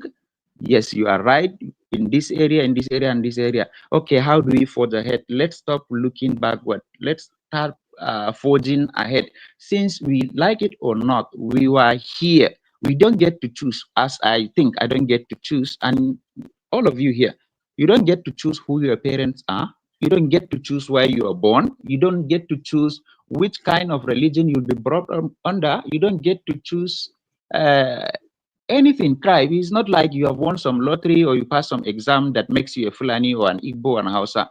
You are born in that area. So some people they feel like, okay, I can't betray my people. I was born there, even though it is not my choice. This country, whether you like it or not, the Igbos are here and the Fulanis and everybody is here, whether we like it or not. We were born here. We don't have any other place. Whether we call ourselves Biafrans or Duda or whatever, we were born here and it is not by our choice. So why will you force somebody to be a spokesperson of another person because he is in his tribe? There's another misconception here. It's like, okay, if a Yoruba person is ruling, therefore Yoruba people are enjoying. That's not right. The market that you go to as an Igbo guy to buy stuff is the same market that an average Yoruba person goes to. If a bag of rice costs you 7,000 naira, that is exactly the amount you will pay as a Yoruba guy, even if it is the Yoruba guy that is ruling. But we feel like, okay, we will only be safe under these people, even if it is to the detriment of your society. Look at Buhari when he was ruling. He's a Fulani guy. He is from his area, Katsina. And then the number of terrorist attacks that have been happening there almost silence everything about Boko Haram. The light has been removed from Boko Haram, and it focuses on his state. And he couldn't do anything. And they still say, at least he is the president, is better. What? How would somebody just be in a president and inflicting pain on everybody, and then you feel like because he is your tribal man, you have to defend him? Why is that? Even though you didn't choose to be in that tribe, you're so since we find ourselves here in Nigeria, we have nowhere to go. We want to make it a better place for all of us where it works. Then it has to start with an uncomfortable conversation with the people that you don't like, or the people that whose ideas you don't share, whose value you don't share. You have to find a common ground and forge ahead. We have seen a lot of kingdom destroyed, a lot of kingdom built based on this. After they had their civil wars, they come and negotiate, and it took them long before they could achieve what they have achieved. Nigeria is very young, democratically speaking, compared to other Western countries that we are trying to emulate. Can And I those ask you Western countries have something? gone through a lot before they come to their. Yeah, Wait, I please. hear what you're I saying. just want to tell you that I know what I was saying is wrong. I deliberately did that to see the reaction of the people that feel like this platform is their own platform. Whatever is not Can in I their respond own to opinion, it That's should the not be question. said. That's the question that I wanted to ask Polo, because the things that he said, the, the things that he said are totally Yeah, wrong, historically wrong. can he mute his okay, good, I've he did. muted it. Yeah.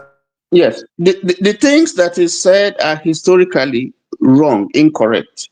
And if you came to the platform prepared with your boxing glove, prepared to trigger people to see what their reaction is, that's unfortunate. That is very, very wrong, because that's why I told you when you were saying that the Igbos caused the problem themselves by the first coup. That's why I said that that's not true, because Igbos have been slaughtered even before independence.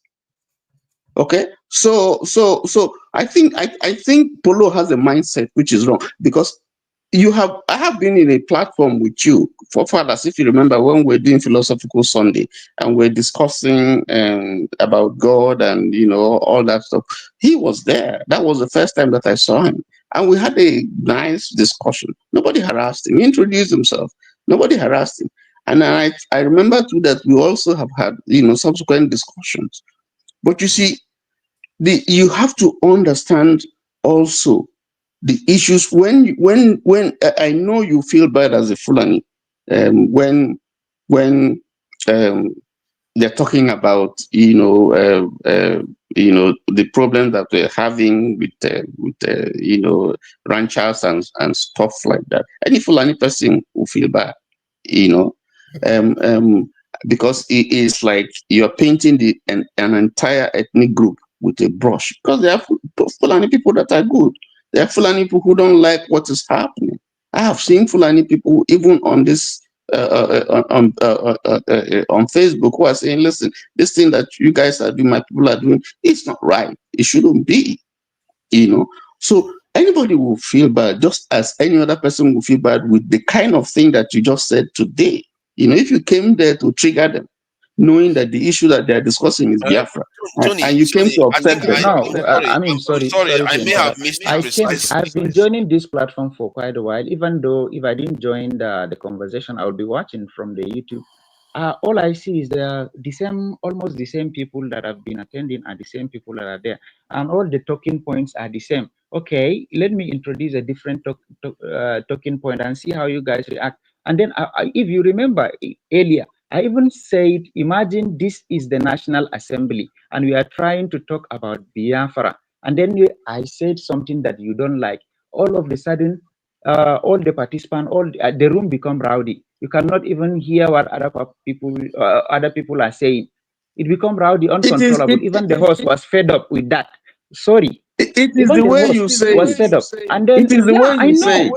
say it. I Yes, know it is I the am way being I said attacked. it. So they have And I'm called me. telling you, They have this called is me a the spy. perspective They that have called many forefathers' Northerners names. have. Listen, please. This is the ideology that many Northerners have. So suppose you get a Northerner who doesn't understand, even like I said, I understood what I was saying. I know it is wrong. But imagine if somebody already believed all these things and he is a senator representing somewhere else and he said all this stuff.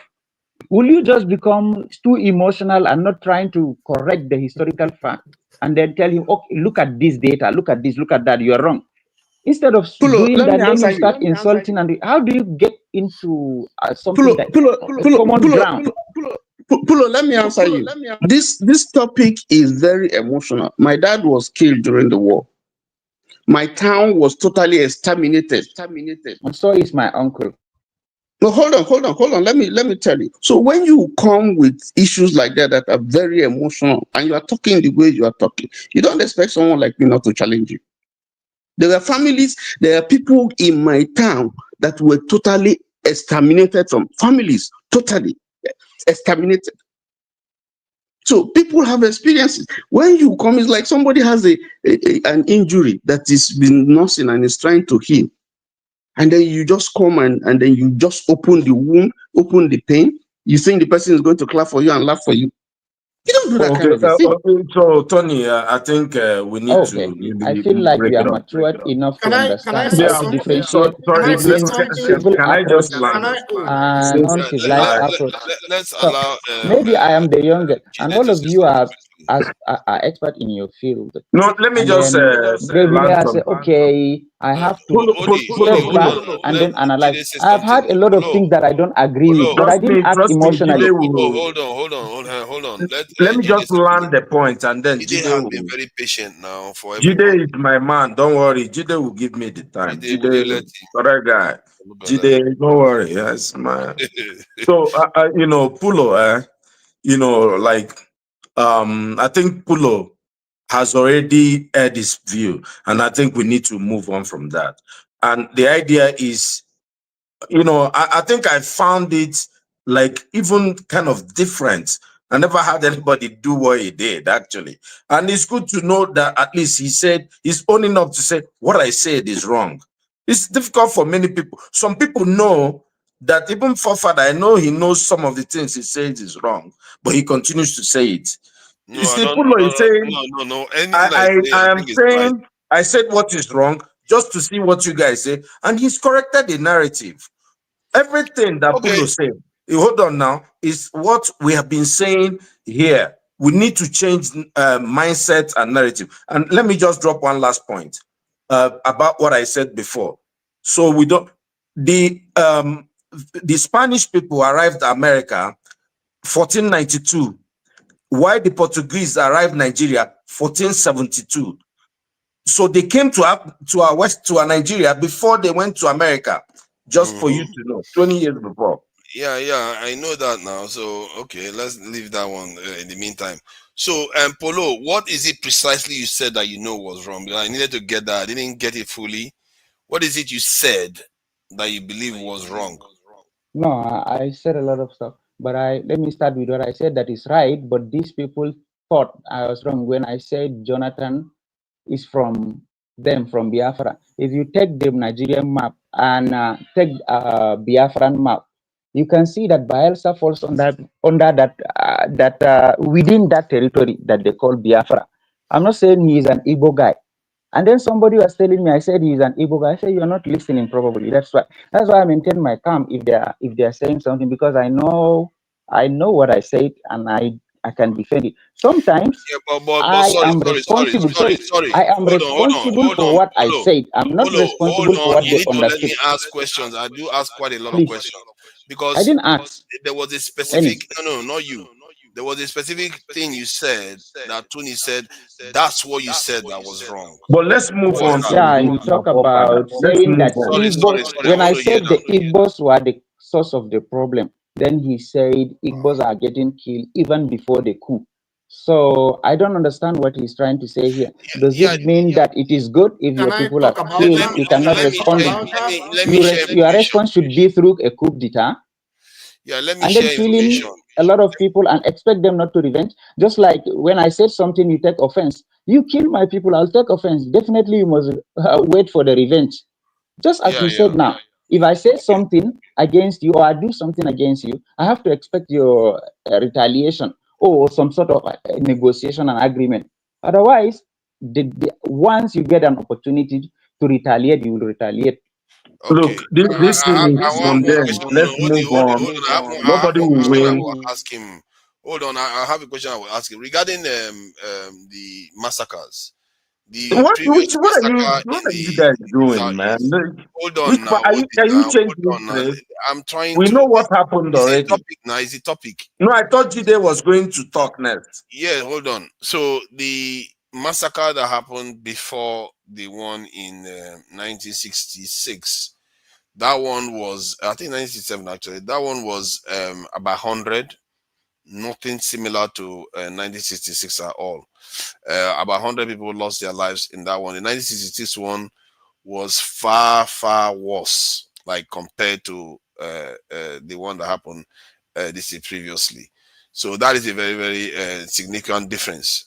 And this is why many people remember it. It's not only the massacre that happened in the north, then you combine it with the civil war, 3 years blockade, starving, and all the rest. So all those things, I'm not going to argue that people have a right to this thing, grief in their own way. But I just wish that when we are on this platform, I need somebody to correct our me on this, Eastern please. brothers can talk about things that Please, will move the I country need somebody forward. to correct me on this, please. Go ahead. When I said the constitution was superseded by a person from Biafra land, they told me I'm wrong. The 1999 constitution, who are the senators there? So, They are also, what do wait, we please, say let about the me land, people that have wait, been please. massacred in Benue Oh my and lord, in Plateau? Can we just move we are forward? mixing two things at the same time. Polo, we have already dealt with that issue. Polo, we've already dealt with that issue. We know that Let's finish this and then we go to the next one. I just said I started it correct, please, please. I have a But you question can to ask start it with people go. Polo, I have a question to ask you. So let's not go out into the. If we go into that one, we're going to get lost. The question I wanted to ask you, Polo, is that in your mind, is there anything Northerners have done that you consider wrong to the Southeasterners? To Nigeria as a whole. No, to specifically there are lots of to the things Southeasterners. like okay, they use their large population, and which means they control the command chain during Biafra, and they kill a lot of people, including innocent people. You cannot just say they are collateral damage and then pretend as if nothing has happened. History classes were there earlier, but deliberately they removed it from the subjects in secondary school because it pains when you start talking about Biafra.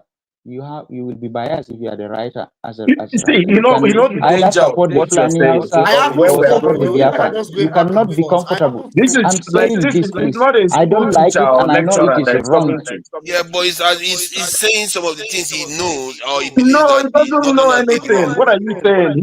He's still confusing you and he's dribbling you, and you're still going tomorrow night. You say I was just dribbling you.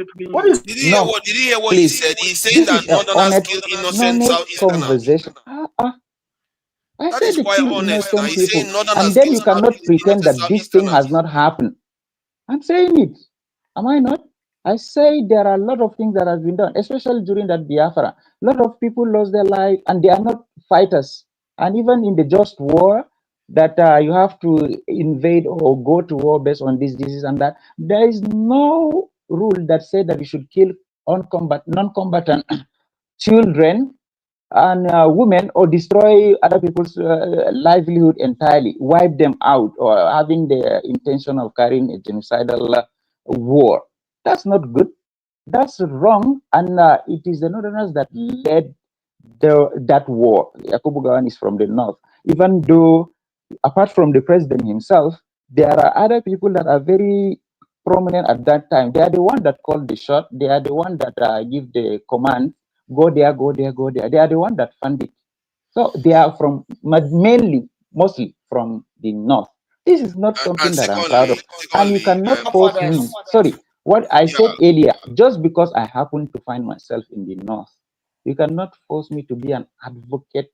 I mean, as a defender of the north, just to come here as a spokesperson for the whole northern Nigeria. This is my own personal opinion, not the opinion of the northerners.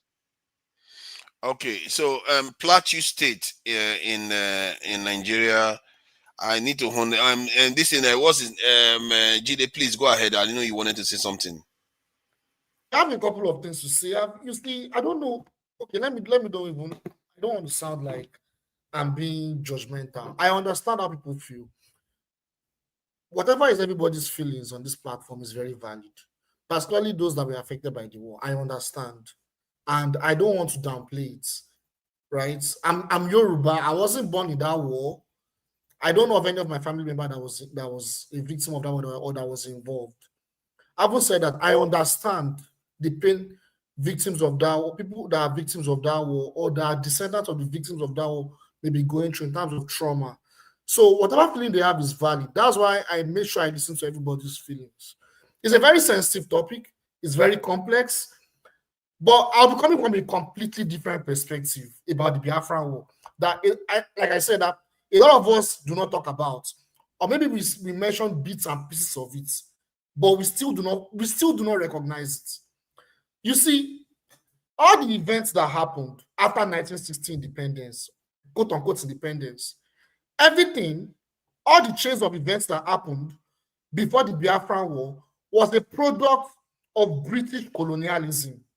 Thank you. This is all I just, thank you, Jide. This is just it. What are we outside this one? Jide has just summarized it. He said one thing and he just jumped on top of it. Oh, that's the summary of everything. All this back and forth. Northerners did this one. The Northerners go by their own mind to direct. This was a war between the British and the Eastern Nigeria. It was not a war between Nigeria. They just used the North and the Southwest that we have as pawns in the game. Even the North Central now. Is it not the same North Central that is being massacred? We need to know our enemies and know how to, we are not who are your enemies now?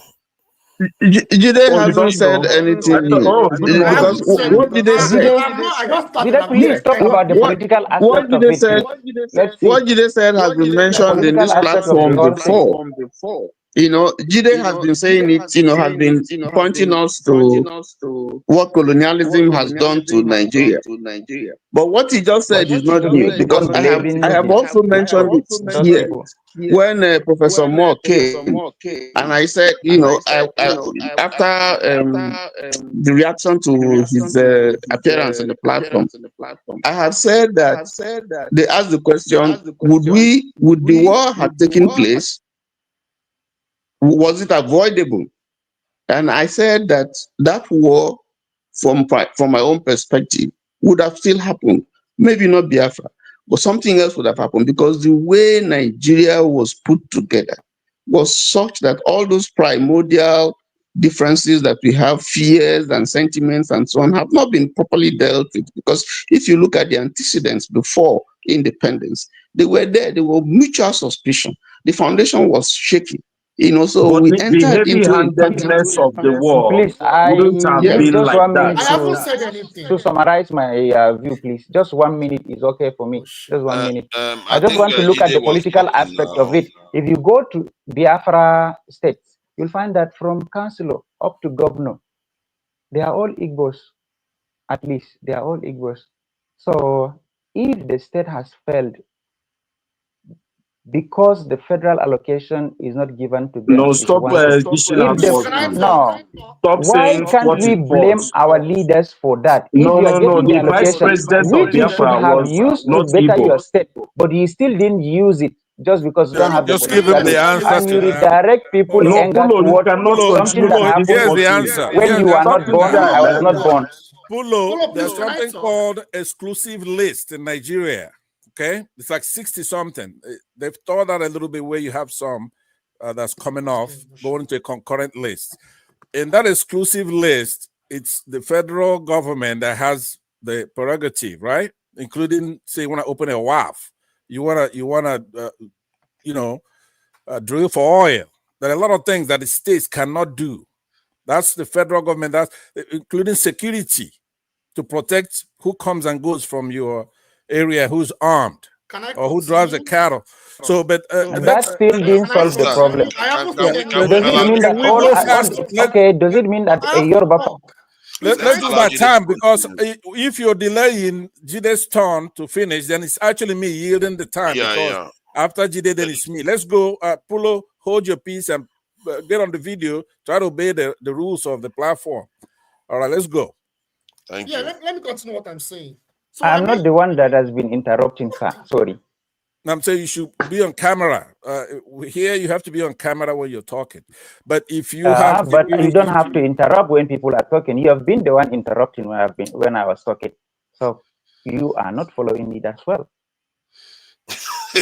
It looks like Polo is beginning to join the Rofo crowd.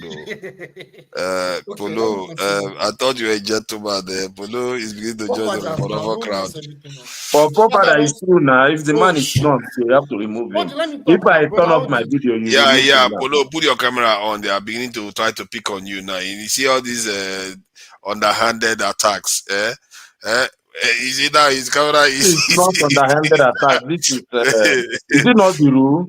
Yeah, it's the rule, to be fair, but you know, when you choose to remember it, is what I'm just talking about. Okay, yeah, Jide, please go on. I only said one sentence. Okay. One sentence. The moment Jide say one sentence, everybody jumps in. People are very emotional about it, and I understand. That's why I'm not. I understand.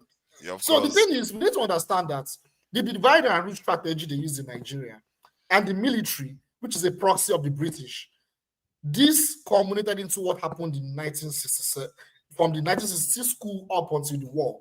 So when we know that background, that's understandable. So now there's something I want to talk about. You see, this division that we have, it has a larger consequence. I know providers have emphasized on it sometimes, but we need to understand this consequence in a larger scale. The more this division continues, this ethno-religious division, the more it continues, we are moving towards a genocidal zone. That's a fact. Because the way societies and civilizations think is when it comes to their survival, they unite. They unite. Look at what happened. We are here in the US. We know the history of the US. We need to, you see, when we talk about imperialism, Western imperialism, it's not just Nigeria. They did it in so many parts of the world. What do we think caused the death of Native Americans in North America? They'll come and tell you it is starvation or it is disease that Europeans brought. It was intertribal war. Intertribal war. That was what caused this. I don't know, someone was there earlier talking about how we need to, instead of us to negotiate, we should fight each other. Let's go and look at the beaver wars from 1600 to 1700. Go and look at the beaver wars. Go and look at how the West, how they use the Native Americans to fight each other. That was how they committed genocide on the Native Americans. Go and look at the Indian, what are they calling it? The Indian-French War of 1754. Let's go and look at it. This was how they committed genocide. We are here in America. Which Native American are we seeing? This is their land. You think British carry gun and went to kill all of them? It was a tribal war. We need to grow up. You see, the way things are going in Nigeria is going to be, if nothing is being done radically, in fact, it's going to be out of control. We need to really stop these divisions, these ethno-religious divisions. We need to grow up. Because what is coming ahead of us is going to be damning. It's going to be very, very damning. You understand? Like, I don't understand. The people that was to blame for this war should not be, is it Yoruba or is it Igbo? Is it the Northerners? It is simply our elites. Our elites betrayed us. The military and the so-called political elites, all these men they call for founding fathers, they were the ones that betrayed us from the start. Kwame Nkrumah, he convinced them they should join the Pan-African anti-imperialist movement. They never joined. They never joined. Awolowo and co. They never joined. They went to negotiate with the British. And the British played them. The military, they were for their own interest. All of them. They were for their own interest. We're talking about the Biafra war. See, if I'm going to talk about the Biafra, let's even go back to history. If I was going to say, okay, the Biafra, I want that Biafra. Yes, what was done at that time to the Igbos and to the other groups that were oppressed, the genocide that was committed was evil. No doubt about that. I'm not dismissing that.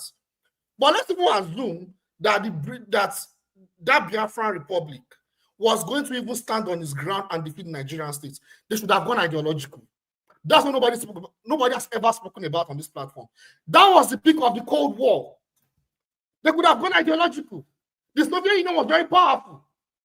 But instead of Juku and Co., they were for their own interests. They could have gone communists. They could have gone communist at that time. Soviet Union support them. Look at Vietnam. They defeated the French directly because the Soviet Union supported them. That is simple. Look at what happened. It didn't go ideological. Look at what happened. Look at the people that supported the Biafran struggle. France, they were defeated by Algeria. They were defeated by, what are they calling it? By Vietnam. They were completely weakened. Israel was not, they're a powerful country, but they could only show so much limit because they had diplomatic relationship with Nigeria. So even if we're talking about a state that was going to liberate itself, it could have gone communists. And trust me, the Nigerians wouldn't have defeated it to God. That's a fact. But that's going back to history. Now let's look at the lessons of that war. And now look at what has happened afterwards. Even after Nigerian states won that war, they still had the opportunity to go ideological and revolutionary, but still they didn't. Gowon went to go and toast the West. He became a complete puppet of the West. And when Murtala Muhammad came to power, he was trying to, even though Murtala Muhammad was a genocidal killer, he was not a saint, he was a genocidal killer. He killed millions of people in the East. You know, there was the Enugu massacre. I think it was one that pioneered it. But Murtala Muhammad was trying to move Nigeria away from these imperialist chains that we have found ourselves. But look at what happened. They assassinated him. CIA orchestrated the killing of Murtala Muhammad. Look at where we are today. We are talking about Igbo, who is at fault in that war, which ethnic group is the victim, is the power. We need to move ahead. We need to move away from this conversation and start talking about how we should lead to our survival and our developments. Like, we need to break away from this conversation. We need to grow it. Like, we need to talk about it in a more positive lane towards how we can be anti-imperialist, because the trauma that this Westerners has done to us is unbearable. It is not the Hausa or Igbos that created this trauma. It is the British and our elites. Our elites are their proxies. We need to go against our elites. Our elites in our military are our enemies, not all this tribal nonsense. Jide, thank you very much for that, because I really appreciate your approach to this. And my worry is that people are not where you are at the moment. The elites are, if you study the elites of all the world, to dislodge them, they are some of the most difficult people to dislodge. It's like a car driver. While the passengers are inside the car, to be able to remove that car driver without destroying the whole nation is almost impossible if that driver doesn't want to move. And if you look at, in the case of the French, they beheaded all their their monarchs, not all of them, they beheaded quite a lot of them, and a lot of elites when they had their revolution. In the case of the UK, the king, the head was taken off, and there was a war that was fought. Later on, they came back again, they settled midway. But in the case of Russia, they wiped out everything. Many East European countries, China, they didn't just wipe out their kingdom, they just wiped out, they even tried to destroy everything that they consider traditional.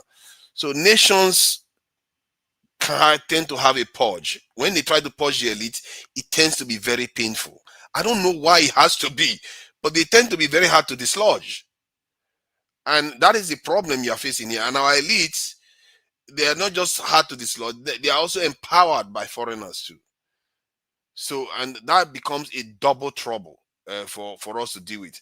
And this is why, when you say those things that you say, it's very clear that, in my eyes, that is true.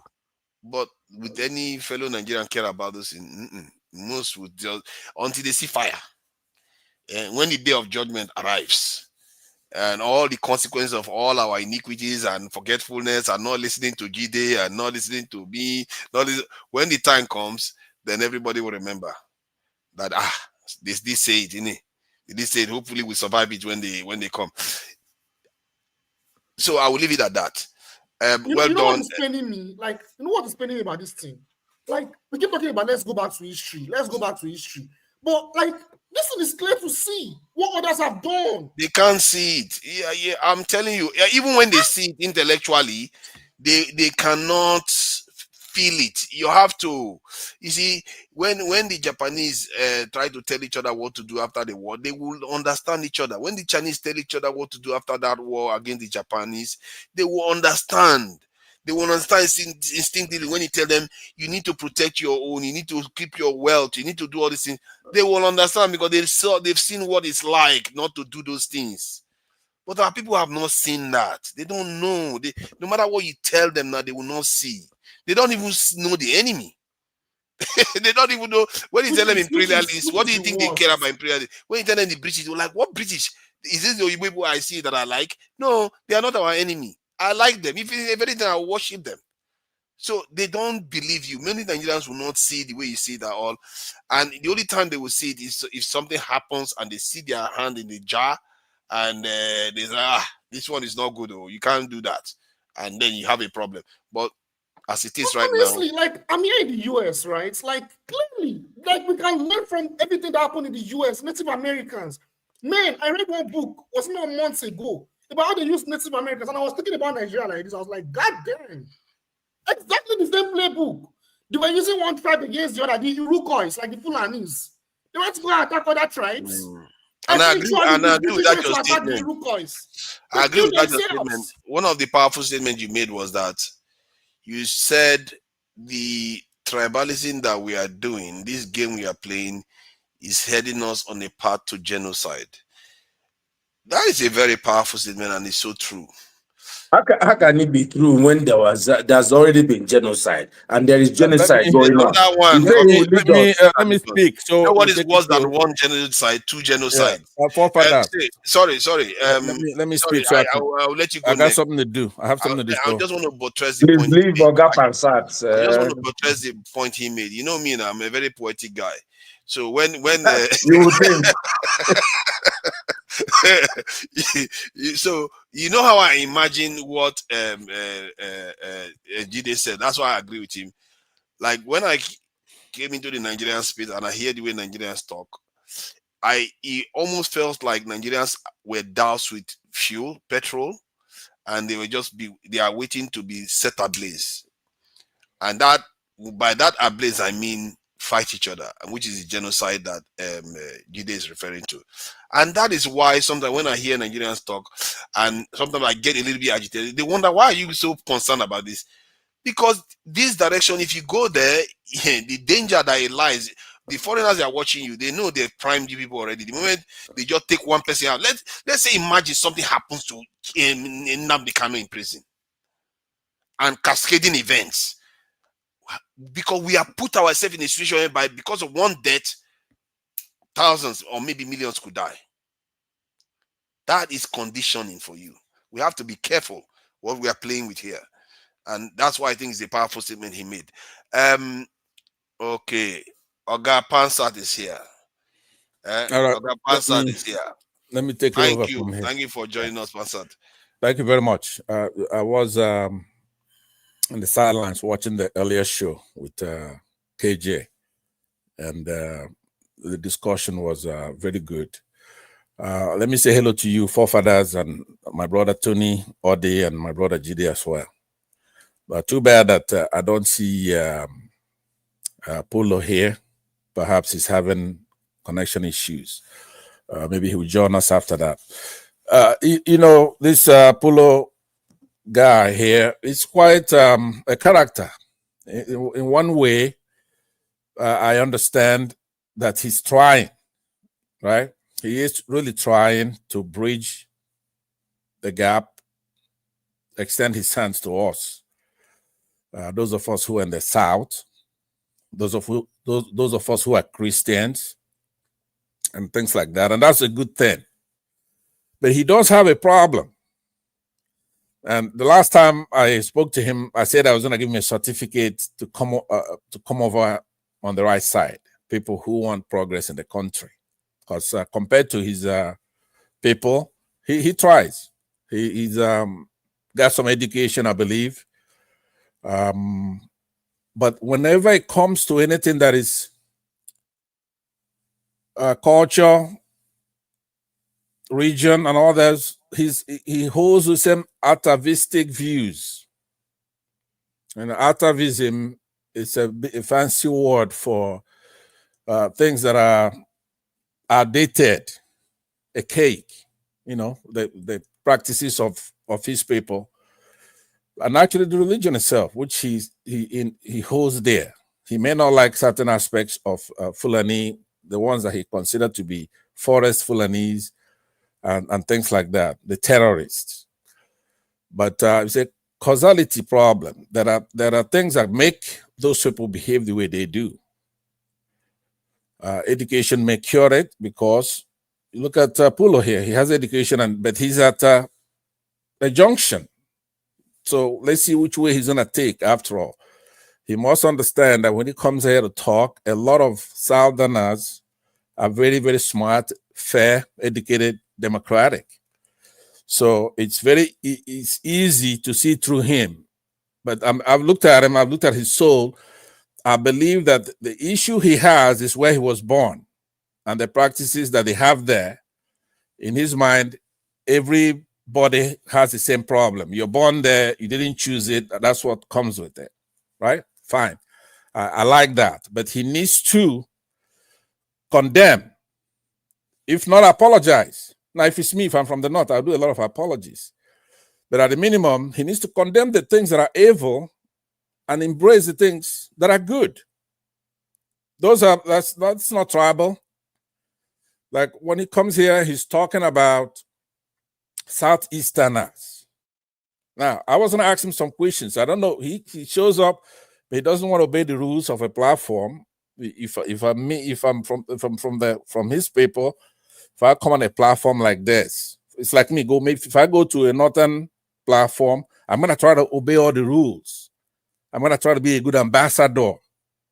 I'm not going to want them to admonish me and do this, because we really should encourage people like Pulo to come and talk and be sincere. So we could build the country. I'm sorry. I have been on this platform for quite a while, but it's only today that somebody told me I'm not following the rules. And after all, even today, I was the one that is being interrupted whenever I have a chance to speak.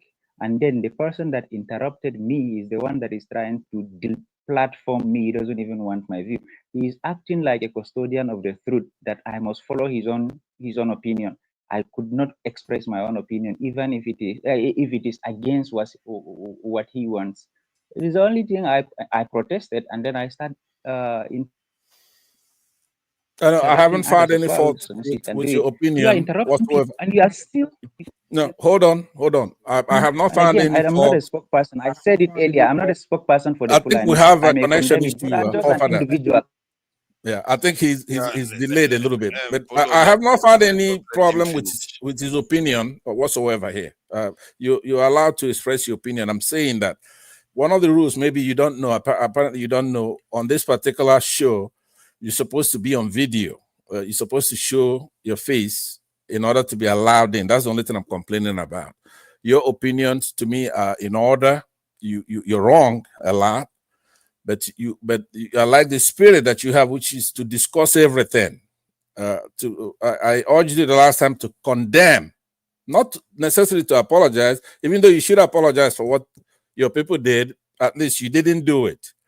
But when you look back with what you know so far, it is wrong. I already said I'm not a spokesperson of the Fulanis. No, that's what I mean. Just because I happen to be a Fulani, why would I condemn it? Let me tell you why. You hold me accountable for something that has been done without my consent? Let me tell you why you have to condemn. Condemnation is not based as an actor. You could be a neutral party and you look at something and you condemn whatever is wrong, right? That doesn't mean that it's your fault. Like me, if I look at the Nicaragua conflict, I could condemn what's being done to the Contras. If I look at what's happening in Gaza, I could condemn Israel and say, you know what? That's genocide. I'm condemning you for doing that. I could look at the October 7th and say, you know what? I condemn what Hamas did. Episodically, I could use good judgment to make a call. Answer, right? That point has been well made. Sorry, but you are not.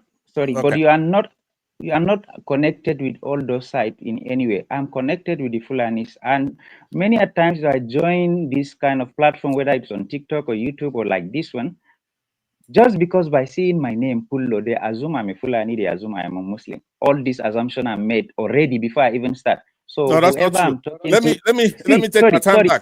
Please, But hold Polo, on, Polo. let me nail what you just said, Dan Pansad. But Polo, just because you are associated to a tribe doesn't mean you cannot condemn something that is wrong. It doesn't even matter whether it's to an external group, even if it was within your community. If something is wrong, you condemn it.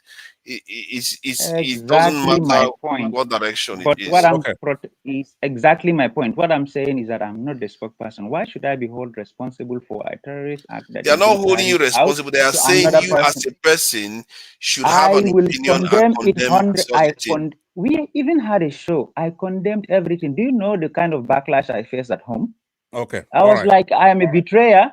I should be Yeah. defending my community by all means, but I went against my community. I'm just giving That's all what I said, the. right? I'm just That's what condemning I it. Why said. will I I do gave that? you, I I gave you even that invited credit. them to join and say the right thing. They refused to join. Exactly. Even though you're saying what I want to hear, please mute him now. Let me. Invite them, let them come because they Yeah. should be able to engage in conversation. After Now, all, by we the are way, stuck in this country together.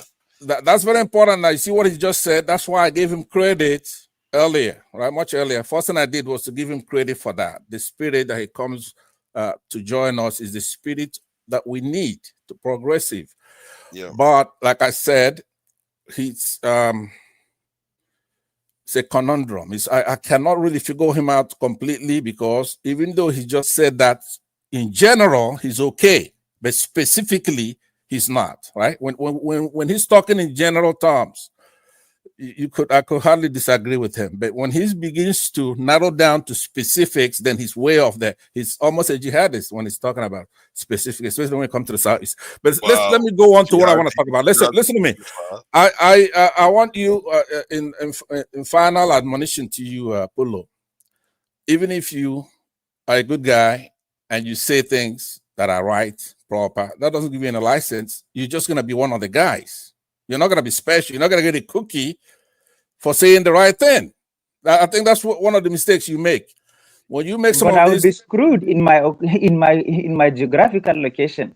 no, we're gonna get I them. will be Don't worry. screwed, and I have to move away from that society to say certain things And that that I'm is even saying that now. tells And you I all hope you have to know. a lot of people will not watch this. That's what I mean. Those atavistic and anachronistic religion and the cultures over there. That's what the problem is. You, in order for you to find yourself somebody as moderate as you are, you're not a liberal. You're just saying the right thing, and then your life is at stake. You don't have freedom of speech, right? So that's why I'm saying to you, once you make that observation, then you have to look at everything now and say, you know what? Here I am amongst my people telling them the right thing to do, but they want to kill me for doing that. Therefore, let me see what was the cause of the war? The cause of the Nigerian Biafran war. Some have hinted at it. We were fighting, like Jide said, we were fighting the British for the resources there. It's a universal phenomenon. Congo is going through the same thing. South Africa, they may be different in one way or the other, but it's the same thing. They're similar. They may not be exact, but they're similar. So they come and then they use people from the north to take those resources. We were fighting those wars. So if you are a smart thinking person, you're gonna go, okay, like the question I was gonna ask you, I'm gonna spare you. I'm not gonna ask you those questions because you're actually on our Please side. go ahead. I would like to answer some You questions. said Even it. if I You didn't don't answer have. them right, at least I Okay. will be giving myself an assignment to go and research and Okay, very find out well. what is Like I actually said, happening. Pulo, you're turning out to be one of my favorites on this platform. You're okay in my book, like I said before, right? So now, knowing you don't have freedom of speech, because once somebody's afraid for their lives, you don't have freedom of speech. But here's a question I want to ask you. I'm not going to make it as hard as I was going to do it. Let's say if it's John Abba from that side or something. I'm going to do it now in a friendly way. When you say the Fulanis, for example, let's say they have a problem with the Southeasterners, Igbos. Then what's the problem with if you go and you ask Benue people, what is their problem? It has nothing to do with Igbos. They have a problem with the Fulanis. You go to Yoruba lands, they have problem with the Fulanis. You go to South, you go to Edo State, they have problem with the Fulanis. That has nothing to do with the Igbos. And it's similar problem. All of Nigeria feel that the Fulanis have an agenda to Islamize them, right? So invoking the Igbos is myopic, because you have to take a look at the totality of what everybody's complaining about. That is what mathematics is called a constant. Right? With the problems we have in Nigeria, the Igbos are a variable and the Fulanis are a constant mathematically, right? Every region in Nigeria will tell you, hold on 1 minute. Hold on, please, hold on. I'm trying to land. What I'm saying, it's not you. You have the same problem we have. Like I said, you're on our side. You're over there, you don't have a freedom of speech. That's the problem we have. So now, how are you gonna be useful going forward here?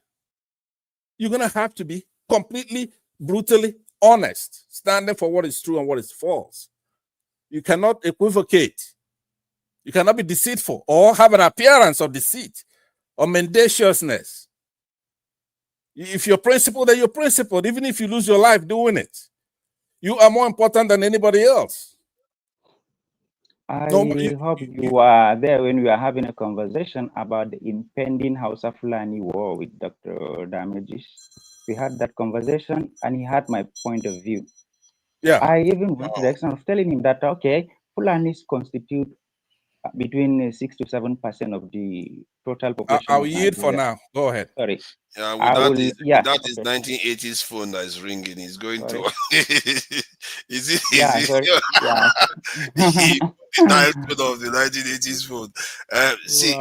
Okay. What I was saying is that I told them that 6 to 7% Fulanis constitute 6 to 7% of Nigerian population, and out of that 6 to 7%, only 2% is educated and are settled and are living in the city. So I present an argument and said, okay, could you imagine 2% of a nation that is more than 200 million people will manage to brainwash everybody and then hold on to the position of power?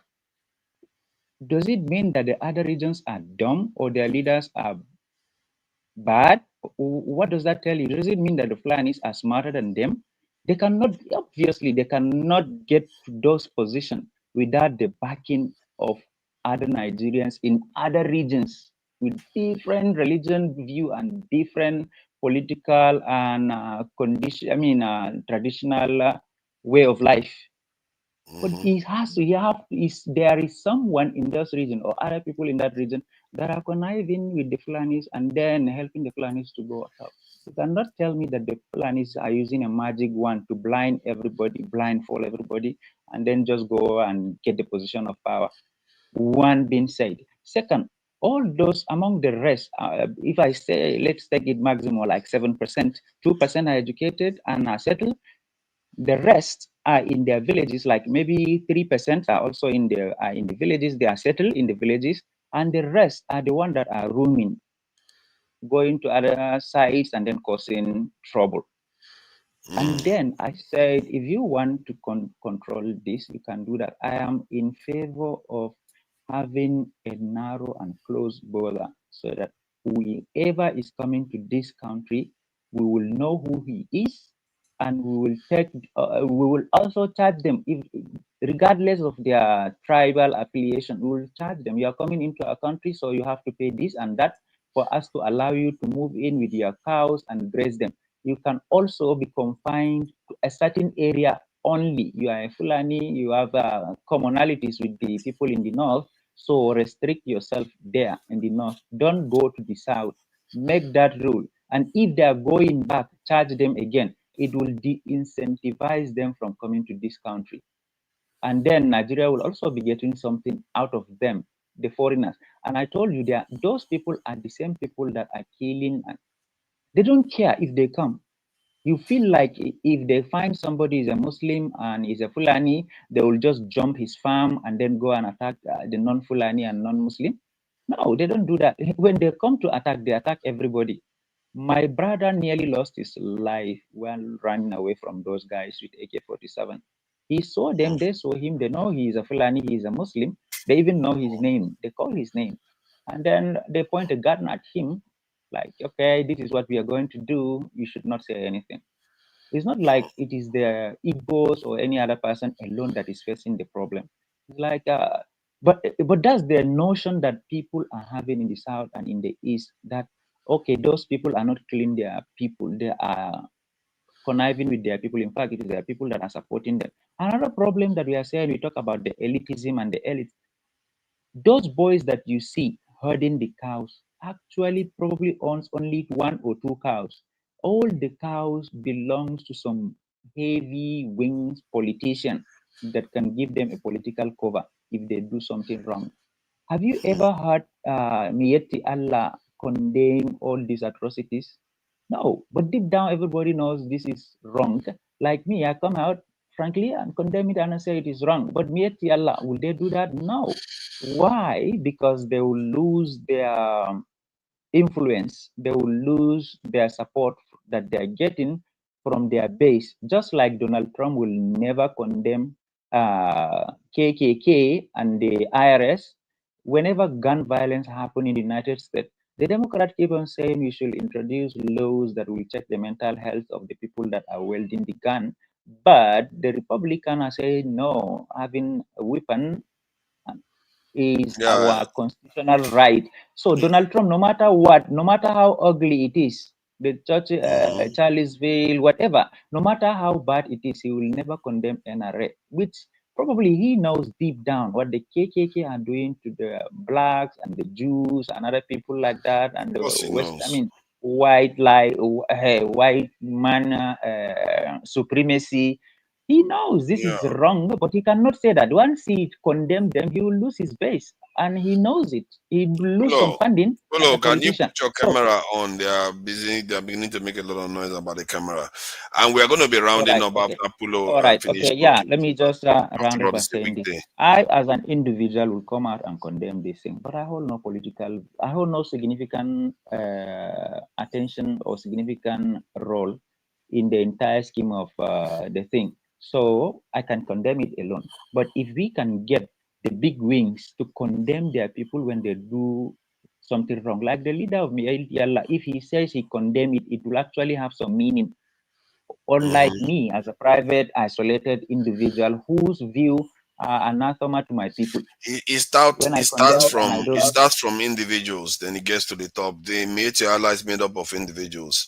So when personally, if somebody asks me to condemn something that I believe is wrong, I would say I condemn it. Okay. Did is what do you call him?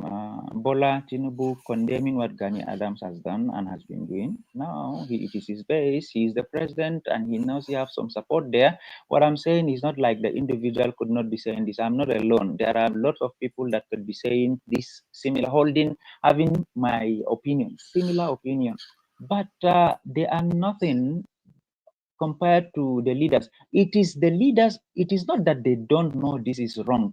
Is that they keep quiet. By that, you cannot say they support it or they deny it. Whatever you say, they will say no. They will be pleasing their gullible ones. If they keep quiet in the front of wrongdoing, in the presence of wrongdoing, they are complicit.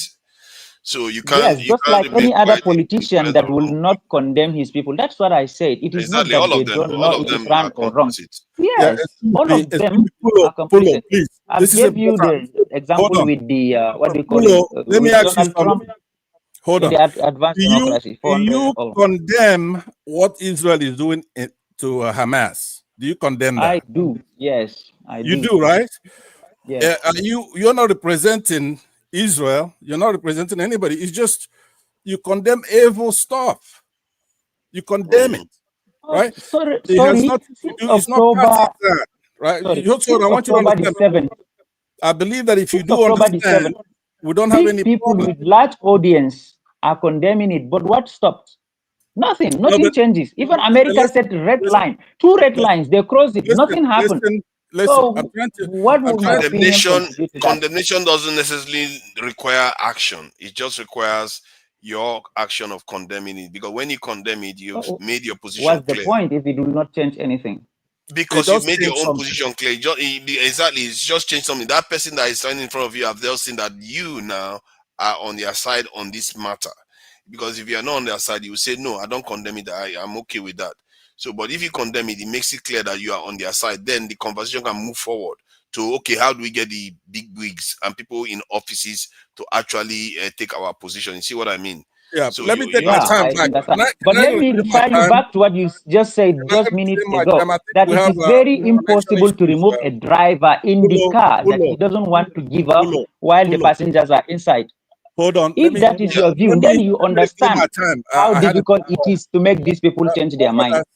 He has a connection issue. I know that, but let me take my time back because there's another point I wanted to make to Polo. Yeah, right? When you finish, we'll close out. We'll close out because it's weekday after all. We forget all this. It's a weekday. That's true. Polo, we're having a lot of conversations simultaneously. And I don't think it's fair to you because it's going to be limiting you to be defensive, talking about the Fulani issue all the time. I believe you have a lot more to offer than the Nigerian tribal issue. Yep.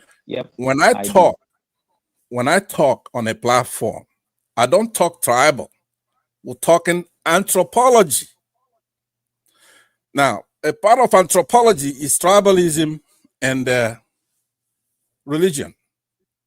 It's the mission of people. Where do they come from and what is their mission? Like, say, to Nigeria. Where the Igbos come from? Who are the Igbos? What is their religion? What is their culture? The same applies to every Nigerian tribe. One of the advice I will give you, without being condescending, I believe that you have a lot to offer because you went to school, you are social media savvy, and you want the same thing we want, which is a progressive Nigeria and ultimately a progressive Africa that can stand up to the West and their shenanigans. I'm very happy that somebody like you come here, you take a lot of hits, and you come back. You took a lot of hit earlier, and you still come back, which means it's genuine, right? Genuine. But it doesn't mean that just because you belong in this progressive thing that you come out and you say, look, I'm a murderer, then we're just gonna take it, right? Obviously, we're still gonna thank you. You made your point. I'm quite surprised how well you are receiving Polo, given how all the other guys didn't receive him very well. So, Polo, you are welcome to come in on Saturday. We tend to discuss more expansively. And invite your friends to join us because we are not, we tend to be more, self-searching. We search ourselves and discuss issues honestly the best we can. That's all we can do. Try our best to be as honest as possible instead of just calling each other names. If I just become a dishonest by playing devil advocate earlier, it's because that's what I was gonna say. You were not playing devil's advocate. Sorry. Listen, please. Let me say, you are not the one that said it. That's your own perception. No, but look, a devil's advocate. Now, listen, here's the difference. Well, look at that. You see how they are fighting. Please. 1 minute. Let me make this is what was happening. Interruption. You are interrupting me when I was trying to round up. Please give me 1 minute to complete my statement. Please. Listen to me. 1 minute. I'm talking. Please. Let me finish my statement. Please. Let me. Peace and unity. Forefathers, playing a devil's advocate is different from playing the devil, right? When you're playing a devil's advocate, listen to me. When you're playing a devil's advocate, but do you know the concept of devil advocate? How it comes by? Do you know the history where it comes from? You don't know how it comes about. If you know how it comes about, you'll not be arguing against it. No, let me tell you. I cannot just sit and listen to you saying that. There's a Your movie truth called The is Devil's the truth that Advocate. should be held. I cannot just sit and wait and listen to your own opinion and then feel like It's it not is my it opinion. is I'm the telling you truth. the fact. Okay, No, it's your own opinion. Sorry. Let me just have 1 minute to round up everything that I said in just 1 minute. Please, you will have your chance and say When you whatever you ask want, for please. Okay, 1,000, I'm 1 gonna minute, time it now. 1 minute. 1,000 I'm gonna minutes. time Every time everybody you're for 1 asking for minute. 1 minute, if you ask for it 1,000 times, No, that's I 1,000 didn't. He is the one that asked me. If I finish my 1 minute, the follow-up question will be the one that will drag me further. I don't mean to take much time. It is the follow-up question that takes me over. So please, what I'm trying to say here is, if somebody is saying that you should be honest and truthful, and you still believe somebody that is preaching that President Muhammadu Buhari is a fake president because he is taking, he has died and somebody has put on his seat as his substitute. What kind of person are you? Are you believing in somebody that's telling the truth? What kind of truth is that? Okay, let me. And then somebody that is still saying, calling everybody zoo. How do you expect to have a clear conversation with you? Now you call me Pullo, I call you your name. But when you start calling me an animal, what will I start? My defense mechanism will come into play and will not have a fruitful conversation, honestly. And then if I say what I said, I'm responsible for what I say. I'm not responsible for what you understood. And I'm not saying all right, thank you. Let me tell you what a devil's negative against anybody.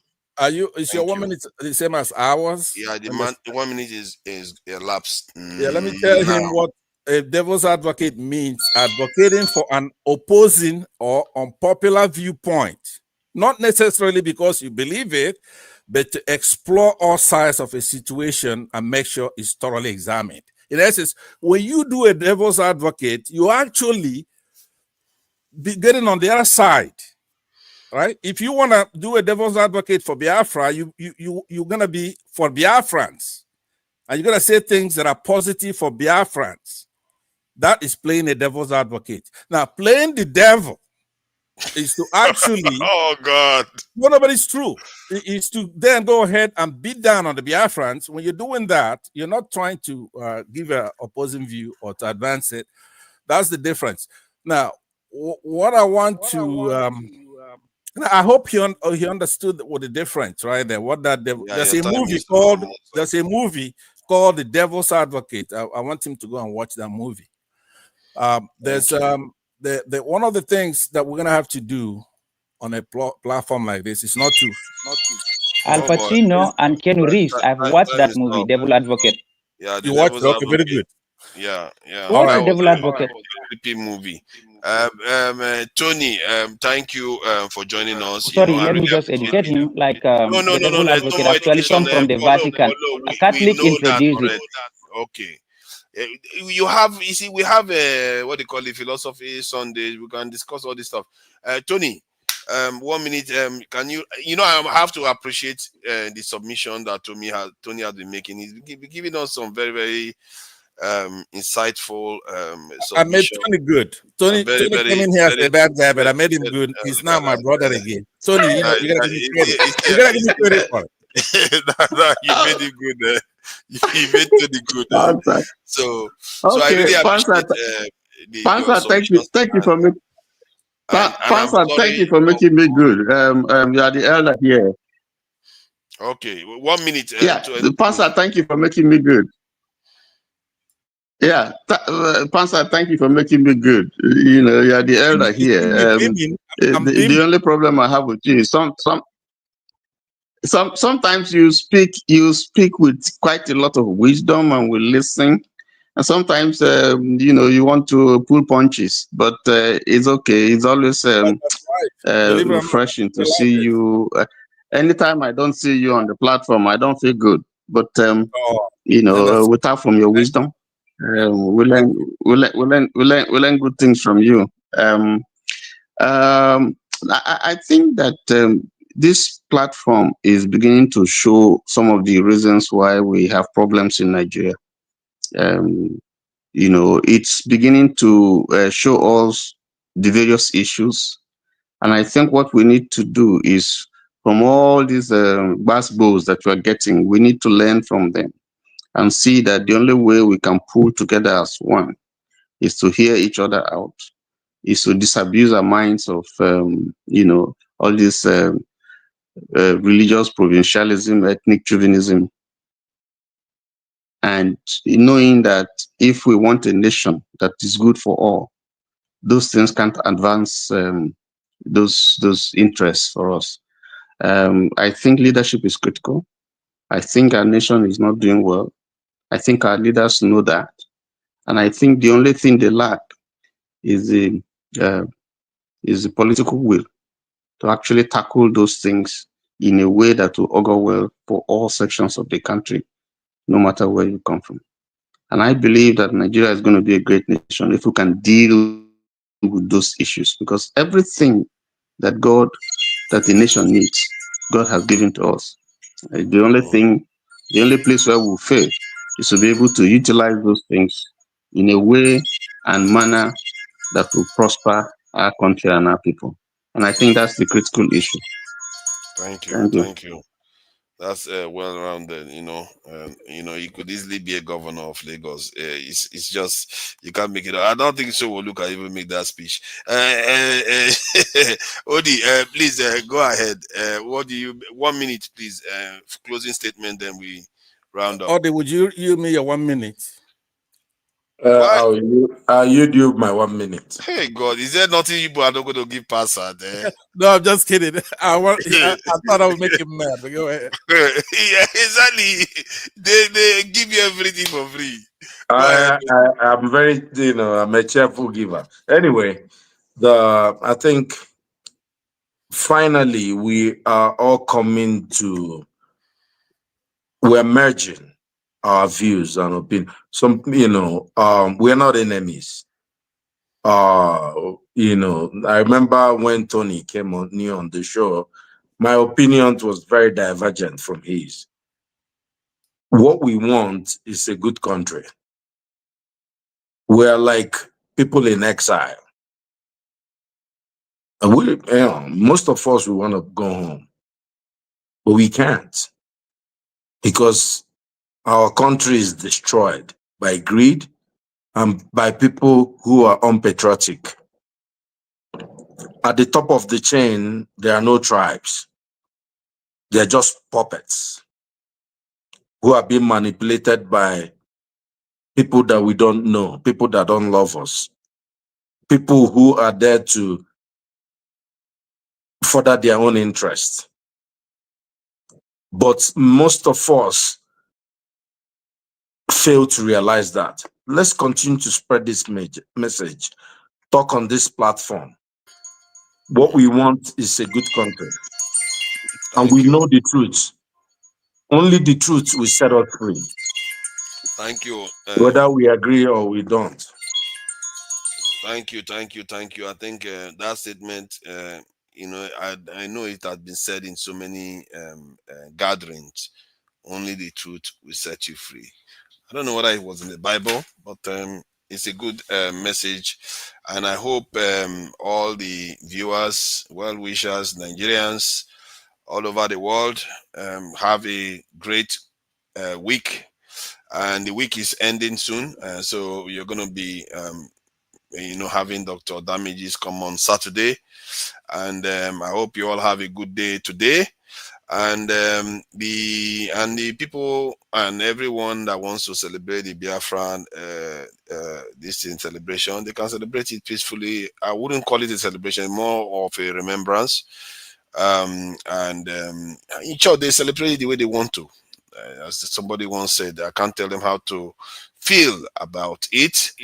But I just hope that we try to learn really good lessons from the past and, find a way to channel it to one way or the other, get this country off its backside, and so that we can actually have a country that we can return to, instead of us, staying overseas in a foreign man's land, a land that other people built. And that's all we can wish for our people, isn't it? And our children.